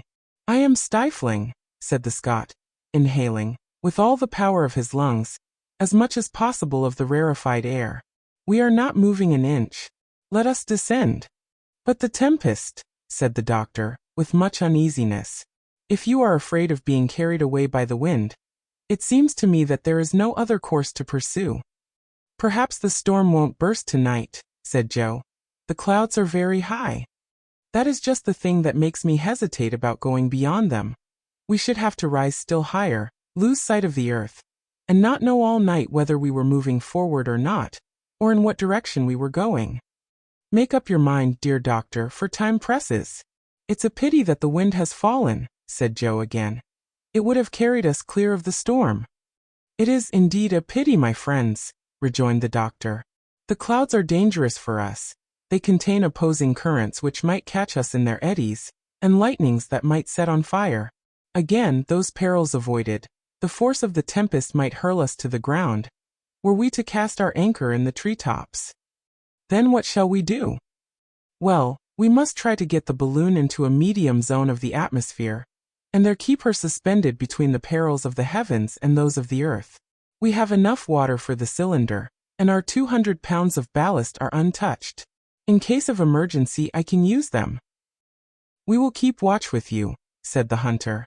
No, my friends, put the provisions under shelter, and lie down. I will rouse you, if it becomes necessary.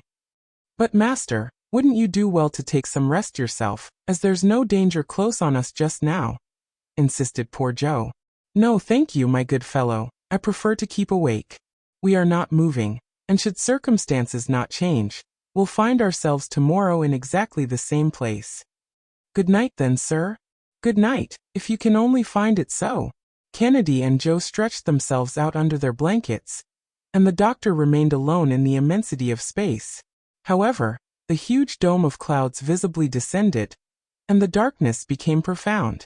The black vault closed in upon the earth as if to crush it in its embrace.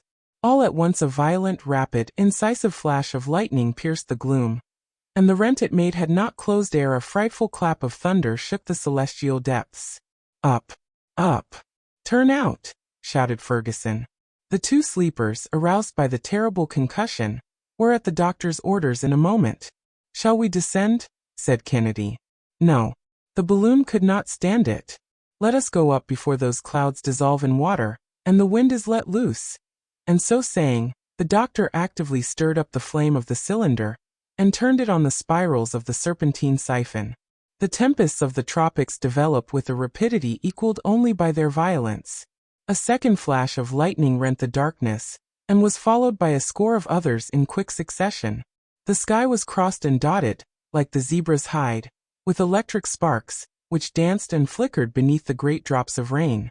We have delayed too long, exclaimed the doctor. We must now pass through a zone of fire, with our balloon filled as it is with inflammable gas. But let us descend then. Let us descend, urged Kennedy. The risk of being struck would be just about even, and we should soon be torn to pieces by the branches of the trees. We are going up, doctor. Quicker, quicker still. In this part of Africa, during the equatorial storms, it is not rare to count from 30 to 35 flashes of lightning per minute. The sky is literally on fire, and the crashes of thunder are continuous. The wind burst forth with frightful violence in this burning atmosphere. It twisted the blazing clouds. One might have compared it to the breath of some gigantic bellows, fanning all this conflagration. Dr. Ferguson kept his cylinder at full heat, and the balloon dilated and went up, while Kennedy, on his knees, held together the curtains of the awning. The balloon whirled round wildly enough to make their heads turn, and the aeronauts got some very alarming jolts, indeed, as their machine swung and swayed in all directions. Huge cavities would form in the silk of the balloon as the wind fiercely bent it in, and the stuff fairly cracked like a pistol as it flew back from the pressure. A sort of hail, preceded by a rumbling noise, hissed through the air and rattled on the covering of the Victoria. The latter, however, continued to ascend, while the lightning described tangents to the convexity of her circumference. But she bore on, right through the midst of the fire. God protect us, said Dr. Ferguson solemnly. We are in his hands. He alone can save us. But let us be ready for every event, even for fire.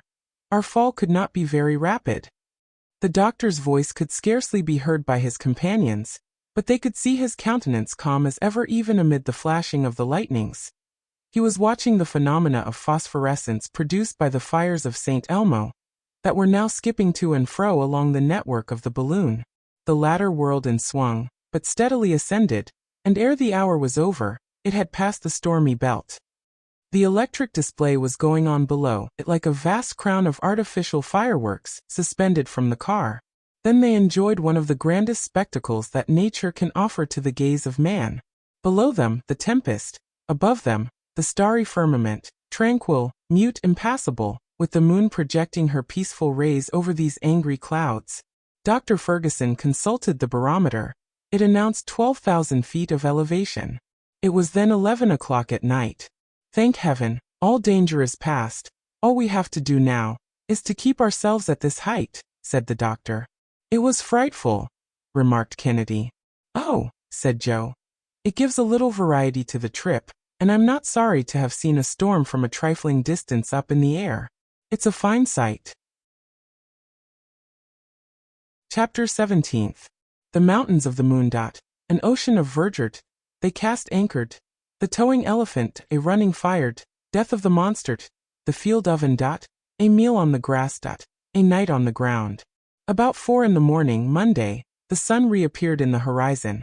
The clouds had dispersed, and a cheery breeze refreshed the morning dawn. The earth, all redolent with fragrant exhalations, reappeared to the gaze of our travelers. The balloon, whirled about by opposing currents, had hardly budged from its place, and the doctor, letting the gas contract, descended so as to get a more northerly direction. For a long while his quest was fruitless. The wind carried him toward the west until he came in sight of the famous Mountains of the Moon, which grouped themselves in a semicircle around the extremity of Lake Tanganyika. Their ridges, but slightly indented, stood out against the bluish horizon, so that they might have been mistaken for a natural fortification, not to be passed by the explorers of the center of Africa. Among them were a few isolated cones, revealing the mark of the eternal snows. "Here we are at last," said the doctor, "in an unexplored country." Captain Burton pushed very far to the westward, but he could not reach those celebrated mountains. He even denied their existence, strongly as it was affirmed by Speke, his companion. He pretended that they were born in the latter's fancy, but for us, my friends, there is no further doubt possible. "Shall we cross them?" asked Kennedy. "Not if it please God. I am looking for a wind that will take me back toward the equator. I will even wait for one, if necessary, and will make the balloon like a ship that casts anchor, until favorable breezes come up." But the foresight of the doctor was not long in bringing its reward, for after having tried different heights, the Victoria at length began to sail off to the northeastward with medium speed. "We are in the right track," said the doctor, consulting his compass, "and scarcely 200 feet from the surface. Lucky circumstances for us, enabling us, as they do, to reconnoiter these new regions." When Captain Speke set out to discover Lake Ukiru, he ascended more to the eastward in a straight line above Kaze. "Shall we keep on long in this way?" inquired the Scot. "Perhaps. Our object is to push a point in the direction of the sources of the Nile, and we have more than 600 miles to make before we get to the extreme limit reached by the explorers who came from the north." "And we shan't set foot on the solid ground?" murmured Joe. "It's enough to cramp a fellow's legs." "Oh yes, indeed, my good Joe," said the doctor, reassuring him. "We have to economize our provisions, you know, and on the way, Dick, you must get us some fresh meat." "Whenever you like, doctor." "We shall also have to replenish our stock of water. Who knows but we may be carried to some of the dried-up regions. So we cannot take too many precautions." At noon the Victoria was at 29 degrees 15 minutes east longitude, and 3 degrees 15 minutes south latitude. She passed the village of Uyu, the last northern limit of the Unyamwezi, opposite to the Lake Ukiru, which could still be seen. The tribes living near to the equator seem to be a little more civilized, and are governed by absolute monarchs, whose control is an unlimited despotism. Their most compact union of power constitutes the province of Karagwa. It was decided by the aeronauts that they would alight at the first favorable place. They found that they should have to make a prolonged halt, and take a careful inspection of the balloon. So the flame of the cylinder was moderated, and the anchors flung out from the car, ere long began to sweep the grass of an immense prairie, that, from a certain height, looked like a shaven lawn, but the growth of which, in reality, was from 7 to 8 feet in height. The balloon skimmed this tall grass without bending it, like a gigantic butterfly. Not an obstacle was in sight. It was an ocean of verdure without a single breaker. "We might proceed a long time in this style," remarked Kennedy. "I don't see one tree that we could approach, and I'm afraid that our hunt's over." "Wait, Dick. You could not hunt anyhow in this grass, that grows higher than your head. We'll find a favorable place presently." In truth, it was a charming excursion that they were making now, a veritable navigation on this green, almost transparent sea, gently undulating in the breath of the wind. The little car seemed to cleave the waves of verdure, and from time to time coveys of birds of magnificent plumage would rise fluttering from the tall herbage, and speed away with joyous cries. The anchors plunged into this lake of flowers, and traced a furrow that closed behind them, like the wake of a ship. All at once a sharp shock was felt. The anchor had caught in the fissure of some rock hidden in the high grass. "We are fast!" exclaimed Joe. These words had scarcely been uttered when a shrill cry rang through the air, and the following phrases, mingled with exclamations, escaped from the lips of our travelers. "What's that? A strange cry! Look! Why, we're moving! The anchor has slipped." "No, it holds, and holds fast too," said Joe, who was tugging at the rope. "It's the rock then that's moving." An immense rustling was noticed in the grass, and soon an elongated, winding shape was seen rising above it. "A serpent!" shouted Joe.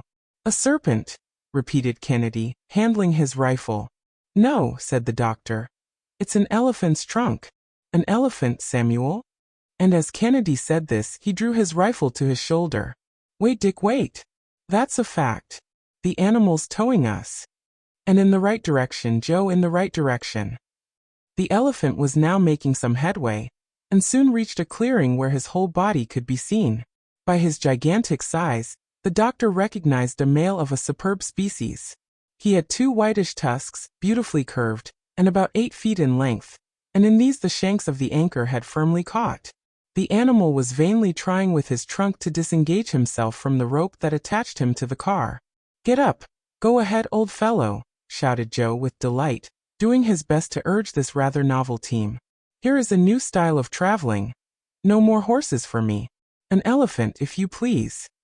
But where is he taking us to? Said Kennedy, whose rifle itched in his grasp. He's taking us exactly to where we want to go, my dear Dick. A little patience. Whiggamore. Whiggamore.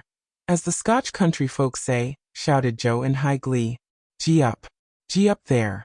The huge animal now broke into a very rapid gallop.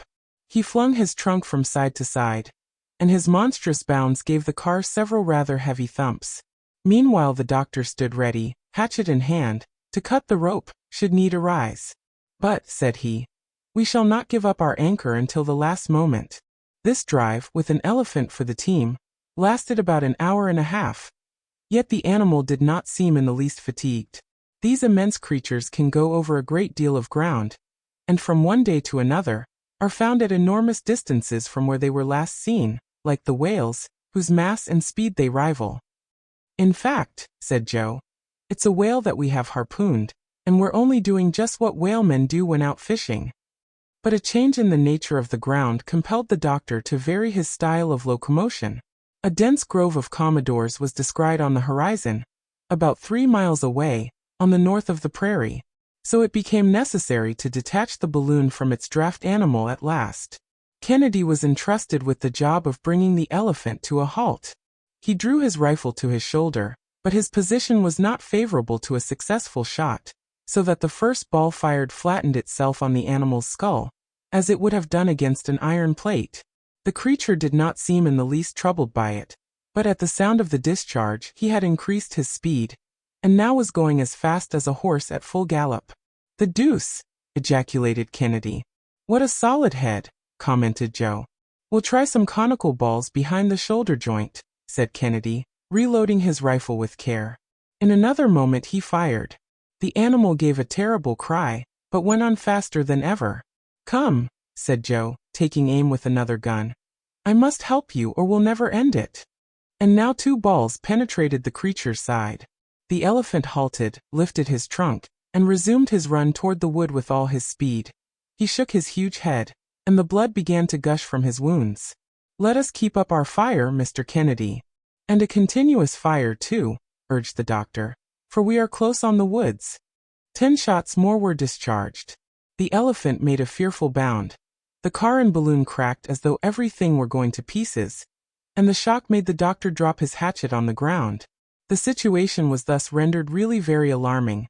The anchor rope, which had securely caught, could not be disengaged, nor could it yet be cut by the knives of our aeronauts, and the balloon was rushing headlong toward the wood, when the animal received a ball in the eye just as he lifted his head. On this he halted, faltered, his knees bent under him, and he uncovered his whole flank to the assaults of his enemies in the balloon. A bullet in his heart, said Kennedy, discharging one last rifle shot. The elephant uttered a long bellow of terror and agony, then raised himself up for a moment, twirling his trunk in the air, and finally fell with all his weight upon one of his tusks, which he broke off short. He was dead. His tusks broken, exclaimed Kennedy. Ivory too that in England would bring 35 guineas per 100 pounds. As much as that? Said Joe, scrambling down to the ground by the anchor rope. What's the use of sighing over it, Dick? Said the doctor. Are we ivory merchants? Did we come hither to make money? Joe examined the anchor and found it solidly attached to the unbroken tusk. The doctor and Dick leaped out on the ground, while the balloon, now half emptied, hovered over the body of the huge animal. What a splendid beast, said Kennedy. What a mass of flesh. I never saw an elephant of that size in India. There's nothing surprising about that, my dear Dick. The elephants of Central Africa are the finest in the world. The Andersons and the Cummings have hunted so incessantly in the neighborhood of the Cape that these animals have migrated to the equator, where they are often met with in large herds. In the meanwhile, I hope, added Joe, that we'll taste a morsel of this fellow. I'll undertake to get you a good dinner at his expense. Mr. Kennedy will go off and hunt for an hour or two. The doctor will make an inspection of the balloon, and while they're busy in that way, I'll do the cooking. A good arrangement, said the doctor. So do as you like, Joe. As for me, said the hunter, I shall avail myself of the 2 hours recess that Joe has condescended to let me have. Go, my friend, but no imprudence. Don't wander too far away. Never fear, doctor. And so saying, Dick, shouldering his gun, plunged into the woods. Forthwith Joe went to work at his vocation. At first he made a hole in the ground 2 feet deep. This he filled with the dry wood that was so abundantly scattered about, where it had been strewn by the elephants, whose tracks could be seen where they had made their way through the forest. This hole filled, he heaped a pile of faggots on it a foot in height, and set fire to it. Then he went back to the carcass of the elephant, which had fallen only about 100 feet from the edge of the forest. He next proceeded adroitly to cut off the trunk, which might have been 2 feet in diameter at the base. Of this he selected the most delicate portion, and then took with it one of the animal's spongy feet. In fact, these are the finest morsels, like the hump of the bison, the paws of the bear, and the head of the wild boar. When the pile of faggots had been thoroughly consumed, inside and outside, the whole, cleared of the cinders and hot coals, retained a very high temperature. The pieces of elephant meat, surrounded with aromatic leaves, were placed in this extempore oven, and covered with hot coals.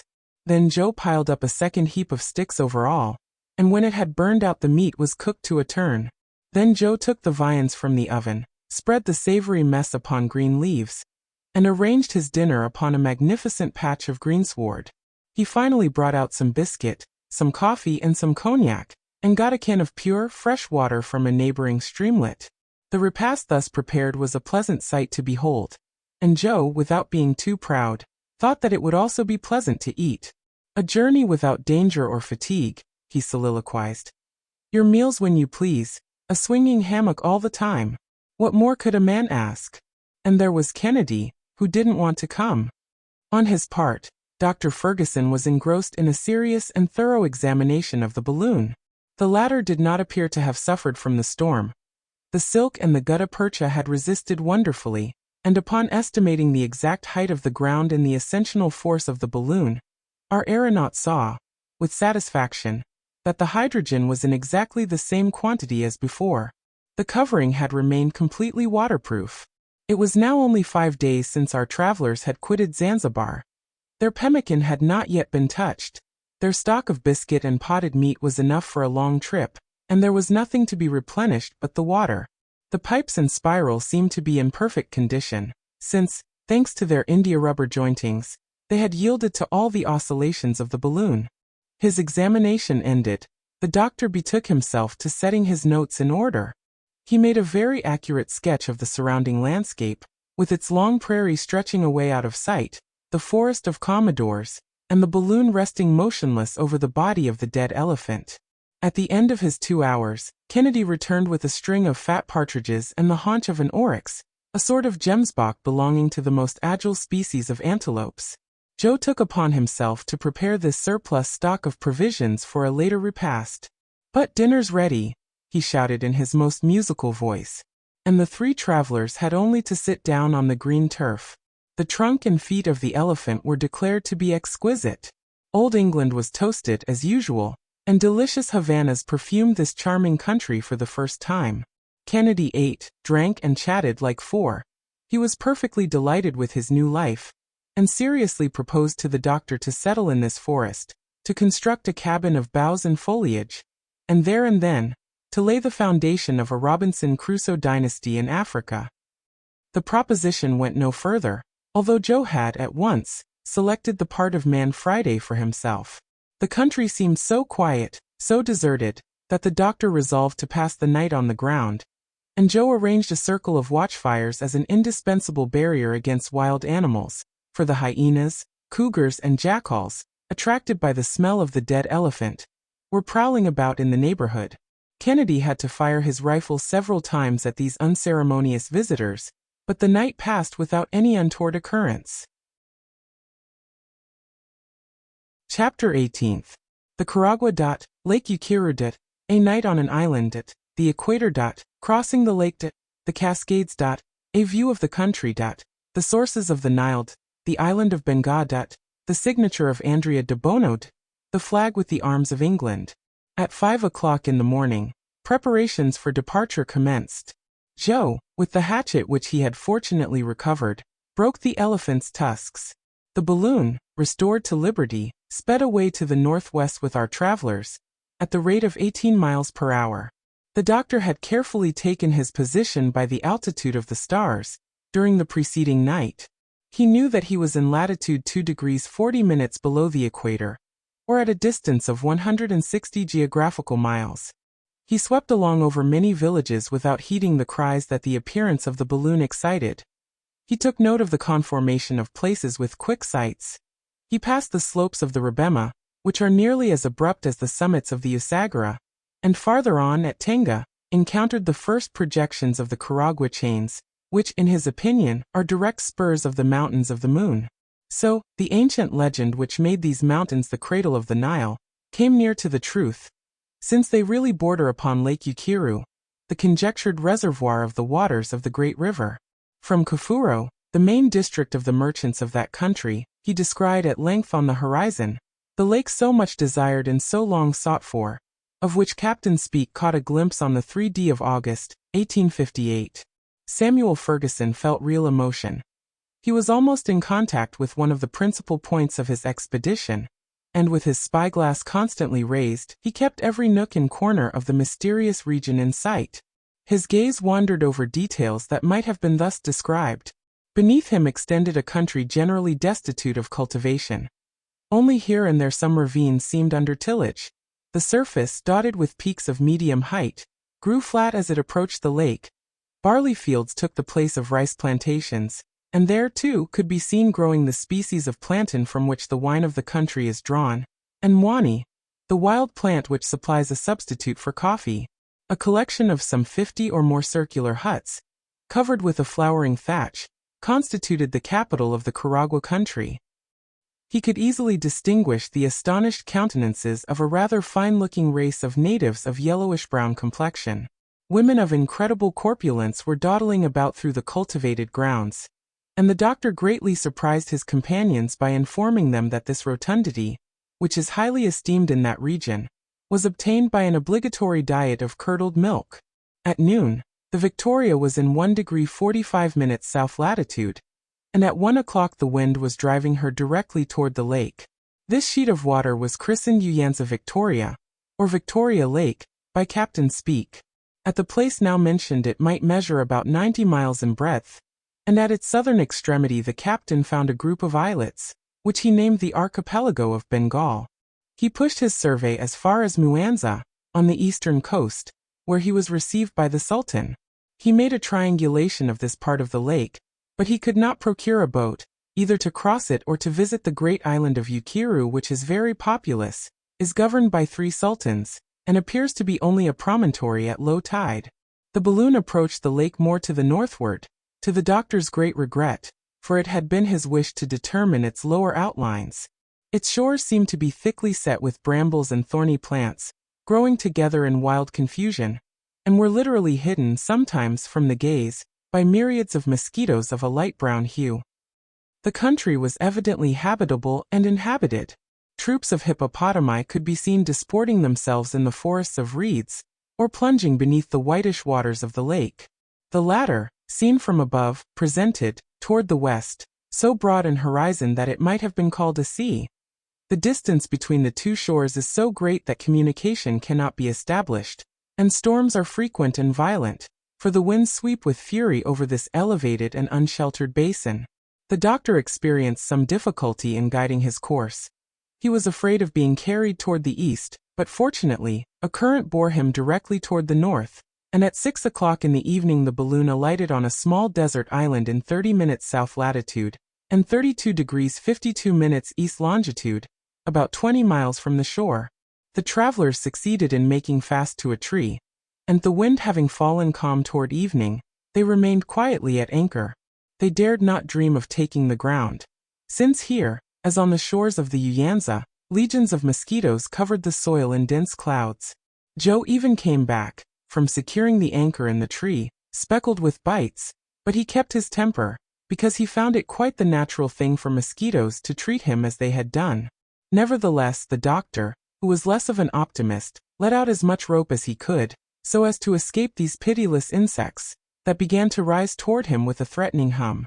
The doctor ascertained the height of the lake above the level of the sea, as it had been determined by Captain Speke, say 3,750 feet. "Here we are then on an island," said Joe, scratching as though he'd tear his nails out. "We could make the tour of it in a jiffy," added Kennedy. "And excepting these confounded mosquitoes, there's not a living being to be seen on it." "The islands with which the lake is dotted," replied the doctor, "are nothing, after all, but the tops of submerged hills. But we are lucky to have found a retreat among them, for the shores of the lake are inhabited by ferocious tribes. Take your sleep, then, since Providence has granted us a tranquil night." "Won't you do the same, doctor?" "No, I could not close my eyes. My thoughts would banish sleep. Tomorrow, my friends, should the wind prove favorable, we shall go due north, and we shall, perhaps, discover the sources of the Nile, that grand secret which has so long remained impenetrable. Near as we are to the sources of the renowned river, I could not sleep." Kennedy and Joe, whom scientific speculations failed to disturb to that extent, were not long in falling into sound slumber, while the doctor held his post. On Wednesday, April 23d, the balloon started at 4 o'clock in the morning, with a grayish sky overhead. Night was slow in quitting the surface of the lake, which was enveloped in a dense fog, but presently a violent breeze scattered all the mists, and after the balloon had been swung to and fro for a moment, in opposite directions, it at length veered in a straight line toward the north. Dr. Ferguson fairly clapped his hands for joy. "We are on the right track," he exclaimed. "Today or never we shall see the Nile. Look, my friends, we are crossing the equator. We are entering our own hemisphere." "Ah," said Joe, "do you think, doctor, that the equator passes here?" "Just here, my boy." "Well then, with all respect to you, sir, it seems to me that this is the very time to moisten it." "Good," said the doctor, laughing. "Let us have a glass of punch. You have a way of comprehending cosmography that is anything but dull." And thus was the passage of the Victoria over the equator duly celebrated. The balloon made rapid headway. In the west could be seen a low and but slightly diversified coast, and farther away in the background, the elevated plains of the Uganda and the Usoga. At length, the rapidity of the wind became excessive, approaching 30 miles per hour. The waters of the Nyanza, violently agitated, were foaming like the billows of a sea. By the appearance of certain long swells that followed the sinking of the waves, the doctor was enabled to conclude that the lake must have great depth of water. Only 1 or 2 rude boats were seen during this rapid passage. This lake is evidently, from its elevated position, the natural reservoir of the rivers in the eastern part of Africa, and the sky gives back to it in rain what it takes in vapor from the streams that flow out of it. I am certain that the Nile must here take its rise." "Well, we shall see," said Kennedy. About 9 o'clock they drew nearer to the western coast. It seemed deserted and covered with woods. The wind freshened a little toward the east, and the other shore of the lake could be seen. It bent around in such a curve as to end in a wide angle toward 2 degrees 40 minutes north latitude. Lofty mountains uplifted their arid peaks at this extremity of Nyanza, but between them, a deep and winding gorge gave exit to a turbulent and foaming river. While busy managing the balloon, Dr. Ferguson never ceased reconnoitering the country with eager eyes. "Look," he exclaimed. "Look, my friends. The statements of the Arabs were correct. They spoke of a river by which Lake Ukiru discharged its waters toward the north. And this river exists, and we are descending it, and it flows with a speed analogous to our own. And this drop of water now gliding away beneath our feet is, beyond all question, rushing on, to mingle with the Mediterranean. It is the Nile." "It is the Nile," re-echoed Kennedy. carried away by the enthusiasm of his friend. "Hurrah for the Nile!" shouted Joe, glad, and always ready to cheer for something. Enormous rocks, here and there, embarrassed the course of this mysterious river. The water foamed as it fell in rapids and cataracts, which confirmed the doctor in his preconceived ideas on the subject. From the environing mountains numerous torrents came plunging and seething down, and the eye could take them in by hundreds. There could be seen, starting from the soil, delicate jets of water scattering in all directions, crossing and recrossing each other, mingling, contending in the swiftness of their progress, and all rushing toward that nascent stream which became a river after having drunk them in. "Here is indeed the Nile," reiterated the doctor, with the tone of profound conviction. "The origin of its name, like the origin of its waters, has fired the imagination of the learned. They have sought to trace it from the Greek, the Coptic, the Sanskrit, but all that matters little now, since we have made it surrender the secret of its source." "But," said the Scotchman, "how are you to make sure of the identity of this river with the one recognized by the travelers from the north?" "We shall have certain irrefutable, convincing, and infallible proof," replied Ferguson, "should the wind hold another hour in our favor." The mountains drew farther apart, revealing in their place numerous villages, and fields of white Indian corn, durra, and sugar-cane. The tribes inhabiting the region seemed excited and hostile. They manifested more anger than adoration, and evidently saw in the aeronauts only obtrusive strangers, and not condescending deities. It appeared as though, in approaching the sources of the Nile, these men came to rob them of something, and so the Victoria had to keep out of range of their muskets. "To land here would be a ticklish matter," said the Scot. "Well," said Joe, "so much the worse for these natives.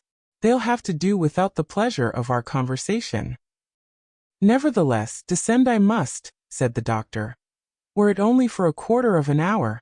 Without doing so I cannot verify the results of our expedition." "It is indispensable, then, doctor?" "Indispensable. And we will descend, even if we have to do so with a volley of musketry." "The thing suits me," said Kennedy, toying with his pet rifle. "And I'm ready, master, whenever you say the word," added Joe, preparing for the fight. "It would not be the first time," remarked the doctor, "that science has been followed up, sword in hand.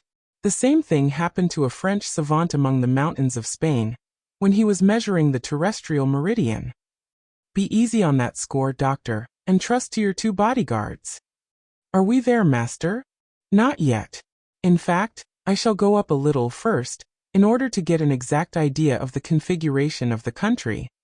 The hydrogen expanded, and in less than 10 minutes the balloon was soaring at a height of 2,500 feet above the ground.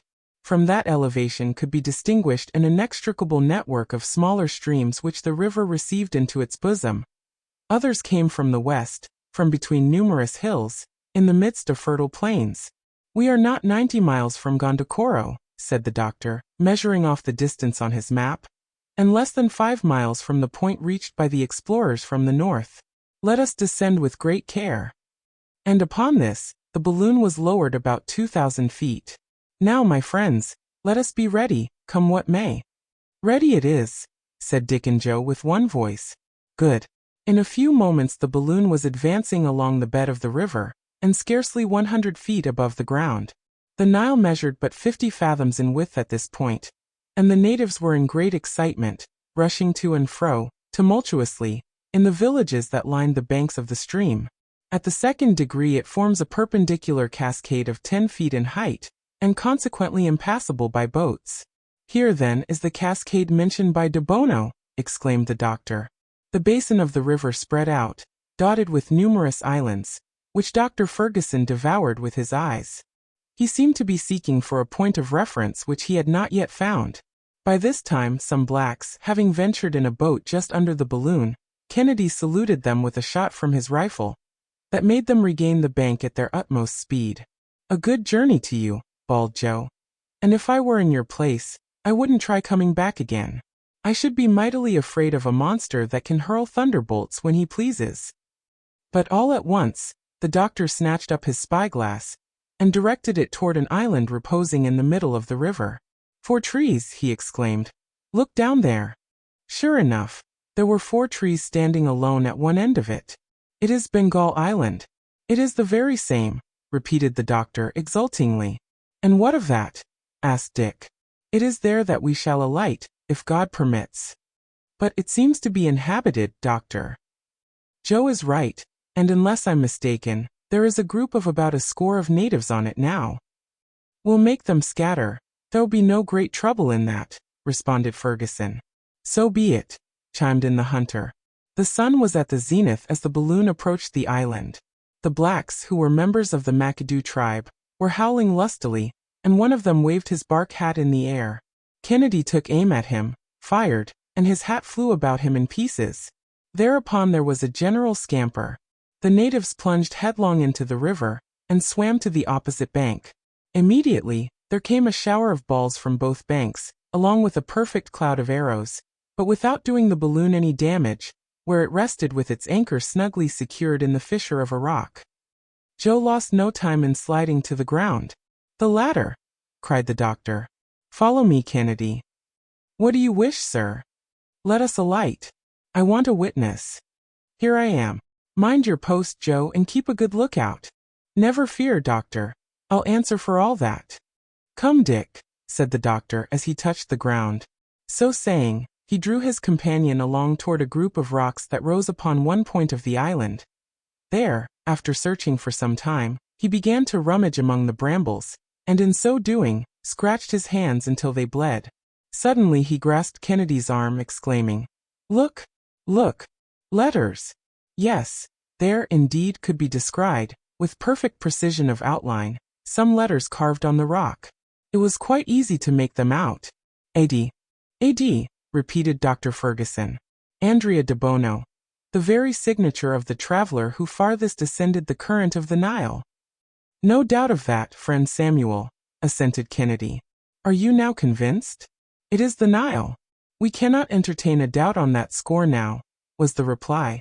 The doctor, for the last time, examined those precious initials, the exact form and size of which he carefully noted. "And now," said he, "now for the balloon. Quickly, then, for I see some of the natives getting ready to recross the river." "That matters little to us now. Let the wind but send us northward for a few hours, and we shall reach Gondokoro, and press the hands of some of our countrymen."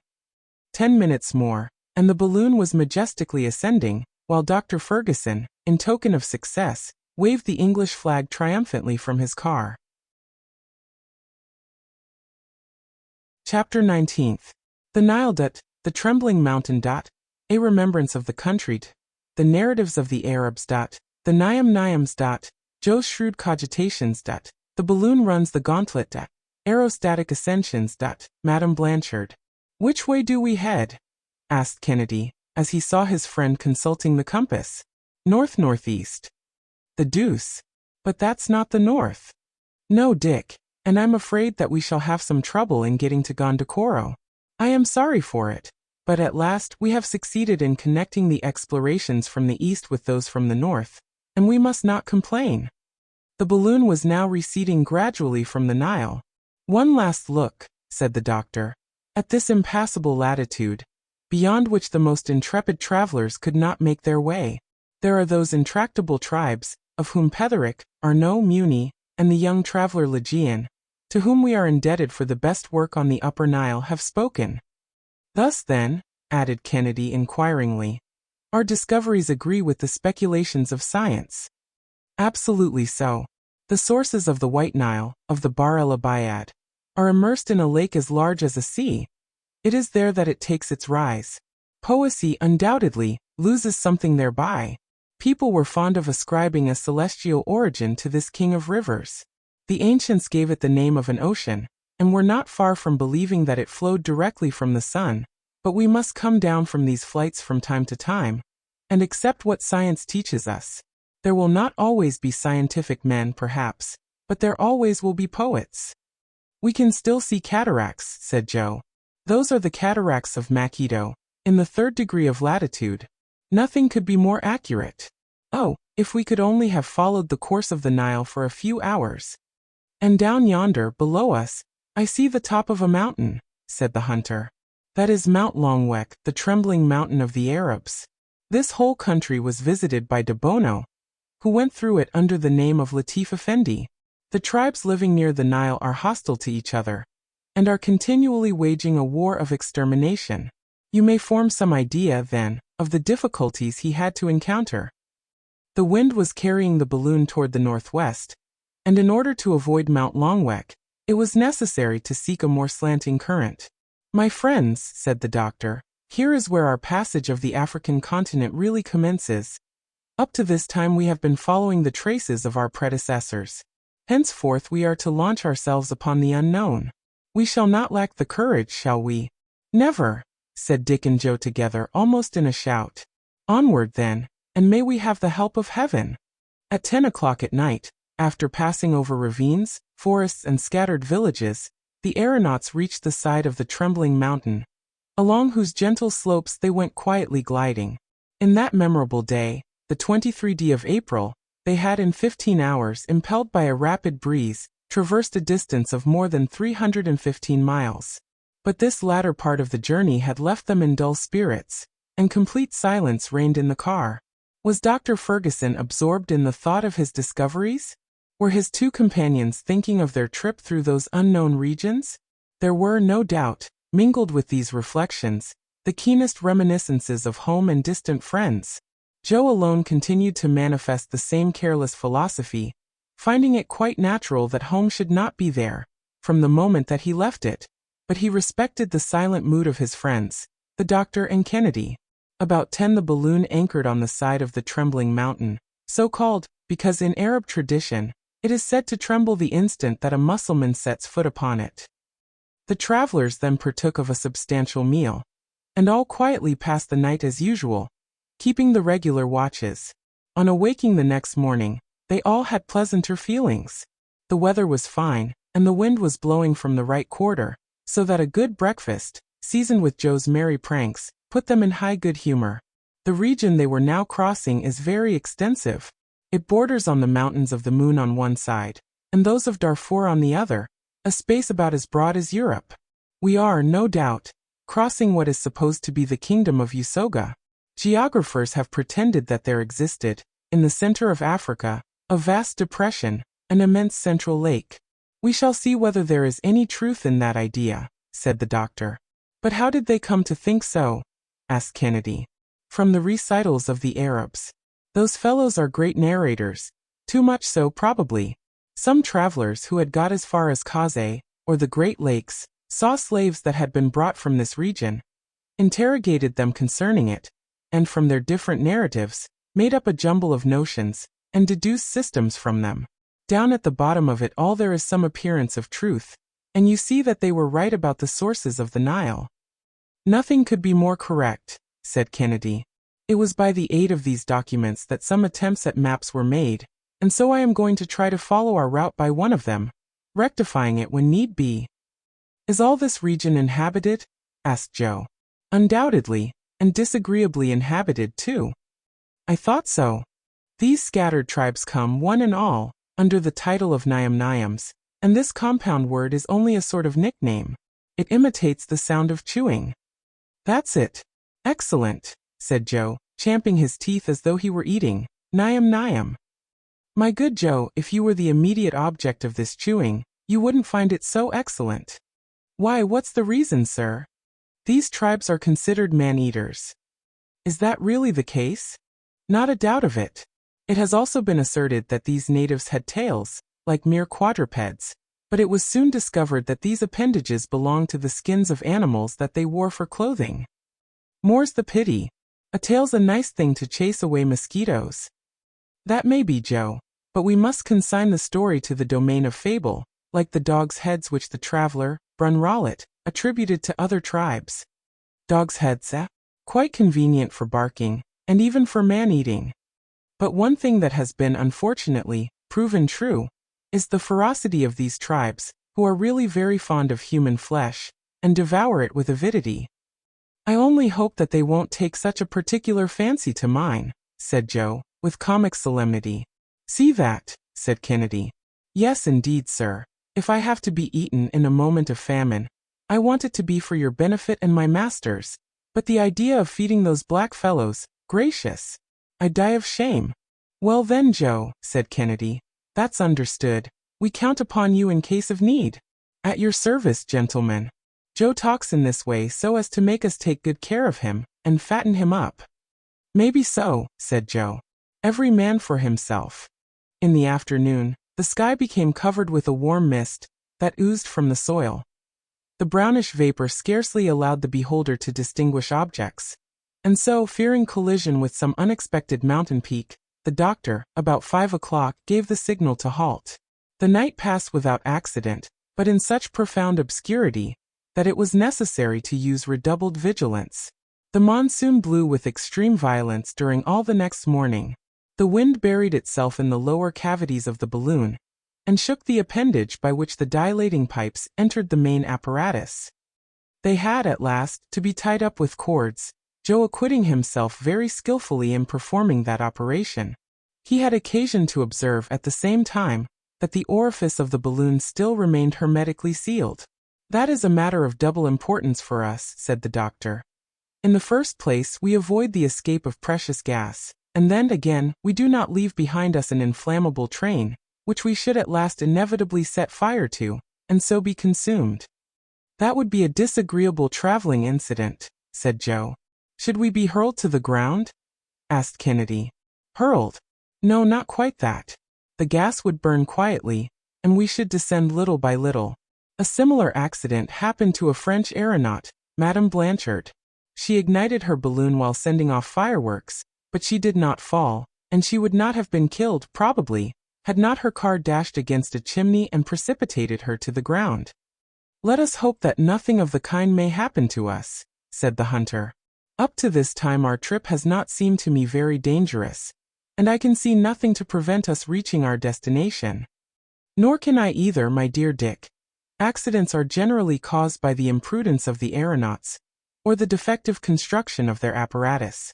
However, in thousands of aerial ascensions, there have not been 20 fatal accidents. Usually, the danger is in the moment of leaving the ground, or of alighting, and therefore at those junctures we should never omit the utmost precaution. It's breakfast time, said Joe. We'll have to put up with preserved meat and coffee until Mr. Kennedy has had another chance to get us a good slice of venison. Chapter 20th. The celestial bottle. The fig palms. The mammoth trees. The tree of war. The winged team. 2 native tribes in battle. A massacre. An intervention from above. The wind had become violent and irregular. The balloon was running the gauntlet through the air. Tossed at one moment toward the north, at another toward the south, it could not find one steady current. We are moving very swiftly without advancing much, said Kennedy, remarking the frequent oscillations of the needle of the compass. The balloon is rushing at the rate of at least 30 miles an hour. Lean over, and see how the country is gliding away beneath us, said the doctor. See, that forest looks as though it were precipitating itself upon us. The forest has become a clearing, added the other. And the clearing a village, continued Joe, a moment or two later. Look at the faces of those astonished darkies. Oh, it's natural enough that they should be astonished, said the doctor. The French peasants, when they first saw a balloon, fired at it, thinking that it was an aerial monster. A Sudan Negro may be excused, then, for opening his eyes very wide. Faith, said Joe, as the Victoria skimmed closely along the ground, at scarcely the elevation of 100 feet, and immediately over a village. I'll throw them an empty bottle, with your leave, doctor, and if it reaches them safe and sound, they'll worship it. If it breaks, they'll make talismans of the pieces. So saying, he flung out a bottle, which of course, was broken into 1,000 fragments, while the Negroes scampered into their round huts, uttering shrill cries. A little farther on, Kennedy called out, "Look at that strange tree! The upper part is of one kind and the lower part of another." "Well," said Joe, "here's a country where the trees grow on top of each other." "It's simply the trunk of a fig tree," replied the doctor, "on which there is a little vegetating earth. Some fine day, the wind left the seed of a palm on it, and the seed has taken root and grown as though it were on the plain ground." "A fine new style of gardening," said Joe, "and I'll import the idea to England. It would be just the thing in the London parks. Without counting that it would be another way to increase the number of fruit trees. We could have gardens up in the air. And the small house owners would like that. At this moment, they had to raise the balloon so as to pass over a forest of trees that were more than 300 feet in height. A kind of ancient banyan. "What magnificent trees!" exclaimed Kennedy. "I never saw anything so fine as the appearance of these venerable forests. Look, Doctor.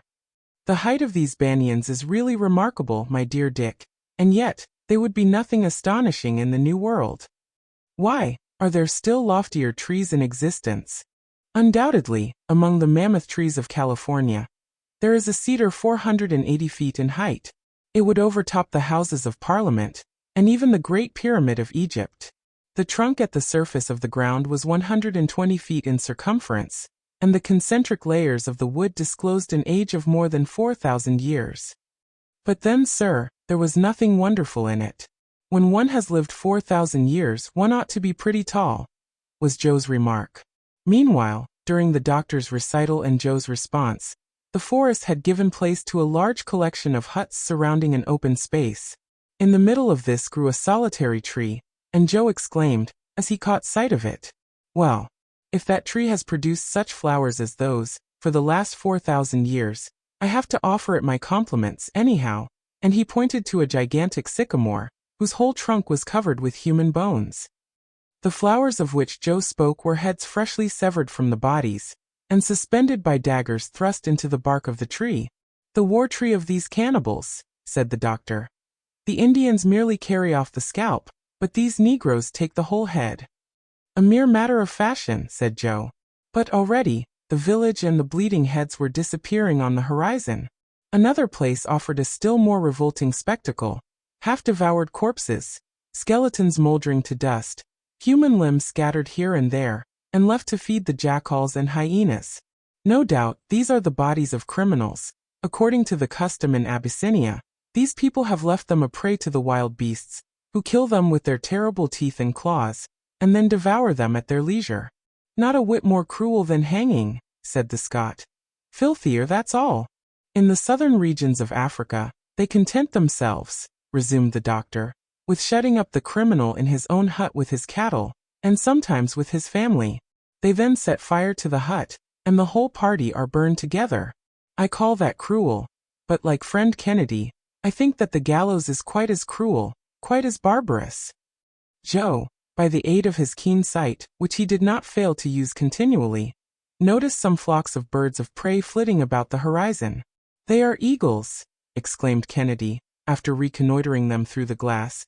"Magnificent birds, whose flight is as rapid as ours." "Heaven preserve us from their attacks," said the doctor.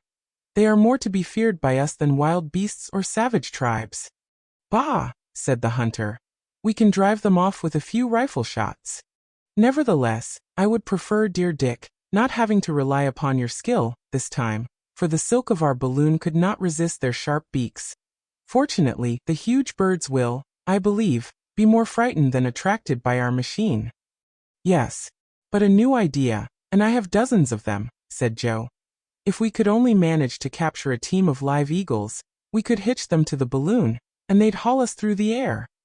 "The thing has been seriously proposed," replied the doctor, "but I think it hardly practicable with creatures naturally so restive." "Oh, we'd tame them," said Joe. "Instead of driving them with bits, we'd do it with eye blinkers that would cover their eyes. Half blinded in that way, they'd go to the right or to the left, as we desired. When blinded completely, they would stop." "Allow me, Joe, to prefer a favorable wind to your team of eagles. It costs less for fodder and is more reliable." "Well, you may have your choice, master, but I stick to my idea." It now was noon. The Victoria had been going at a more moderate speed for some time. The country merely passed below it. It no longer flew. Suddenly, shouts and whistlings were heard by our aeronauts, and leaning over the edge of the car, they saw on the open plain below them an exciting spectacle. Two hostile tribes were fighting furiously, and the air was dotted with volleys of arrows. The combatants were so intent upon their murderous work that they did not notice the arrival of the balloon. There were about 300 mingled confusedly in the deadly struggle, most of them, red with the blood of the wounded, in which they fairly wallowed, were horrible to behold. As they at last caught sight of the balloon, there was a momentary pause, but their yells redoubled, and some arrows were shot at the Victoria, one of them coming close enough for Joe to catch it with his hand. "Let us rise out of range," exclaimed the doctor. "There must be no rashness. We are forbidden any risk." Meanwhile, the massacre continued on both sides, with battle-axes and war-clubs. As quickly as one of the combatants fell, a hostile warrior ran up to cut off his head, while the women, mingling in the fray, gathered up these bloody trophies, and piled them together at either extremity of the battlefield. Often, too, they even fought for these hideous spoils. "What a frightful scene," said Kennedy, with profound disgust. "They're ugly acquaintances," added Joe. "But then, if they had uniforms they'd be just like the fighters of all the rest of the world." "I have a keen hankering to take a hand in at that fight," said the hunter, brandishing his rifle. "No, no," objected the doctor, vehemently. "No, let us not meddle with what don't concern us. Do you know which is right or which is wrong, that you would assume the part of the Almighty? Let us rather hurry away from this revolting spectacle. Could the great captains of the world float thus above the scenes of their exploits, they would at last, perhaps, conceive a disgust for blood and conquest." The chieftain of one of the contending parties was remarkable for his athletic proportions, his great height, and Herculean strength. With one hand he plunged his spear into the compact ranks of his enemies, and with the other mowed large spaces in them with his battle-axe. Suddenly he flung away his war-club, red with blood, rushed upon a wounded warrior, and chopping off his arm at a single stroke, carried the dissevered member to his mouth, and bit it again and again. "Ah!" ejaculated Kennedy. "The horrible brute! I can hold back no longer." And as he spoke, the huge savage, struck full in the forehead with a rifle ball, fell headlong to the ground. Upon this sudden mishap of their leader, his warriors seemed struck dumb with amazement. His supernatural death awed them, while it reanimated the courage and ardor of their adversaries, and in a twinkling, the field was abandoned by half the combatants. "Come, let us look higher up for a current to bear us away. I am sick of this spectacle," said the doctor. But they could not get away so rapidly as to avoid the sight of the victorious tribe rushing upon the dead and the wounded, scrambling and disputing for the still warm and reeking flesh, and eagerly devouring it. "Faugh!" uttered Joe. "It's sickening." The balloon rose as it expanded. The howlings of the brutal horde, in the delirium of their orgy, pursued them for a few minutes, but at length, borne away toward the south, they were carried out of sight and hearing of this horrible spectacle of cannibalism. The surface of the country was now greatly varied, with numerous streams of water, bearing toward the east. The latter, undoubtedly, ran into those affluents of Lake New, or of the River of the Gazelles, concerning which M. Guillaume Lejeune has given such curious details. At nightfall, the balloon cast anchor in 27 degrees east longitude, and 4 degrees 20 minutes north latitude, after a day's trip of 150 miles.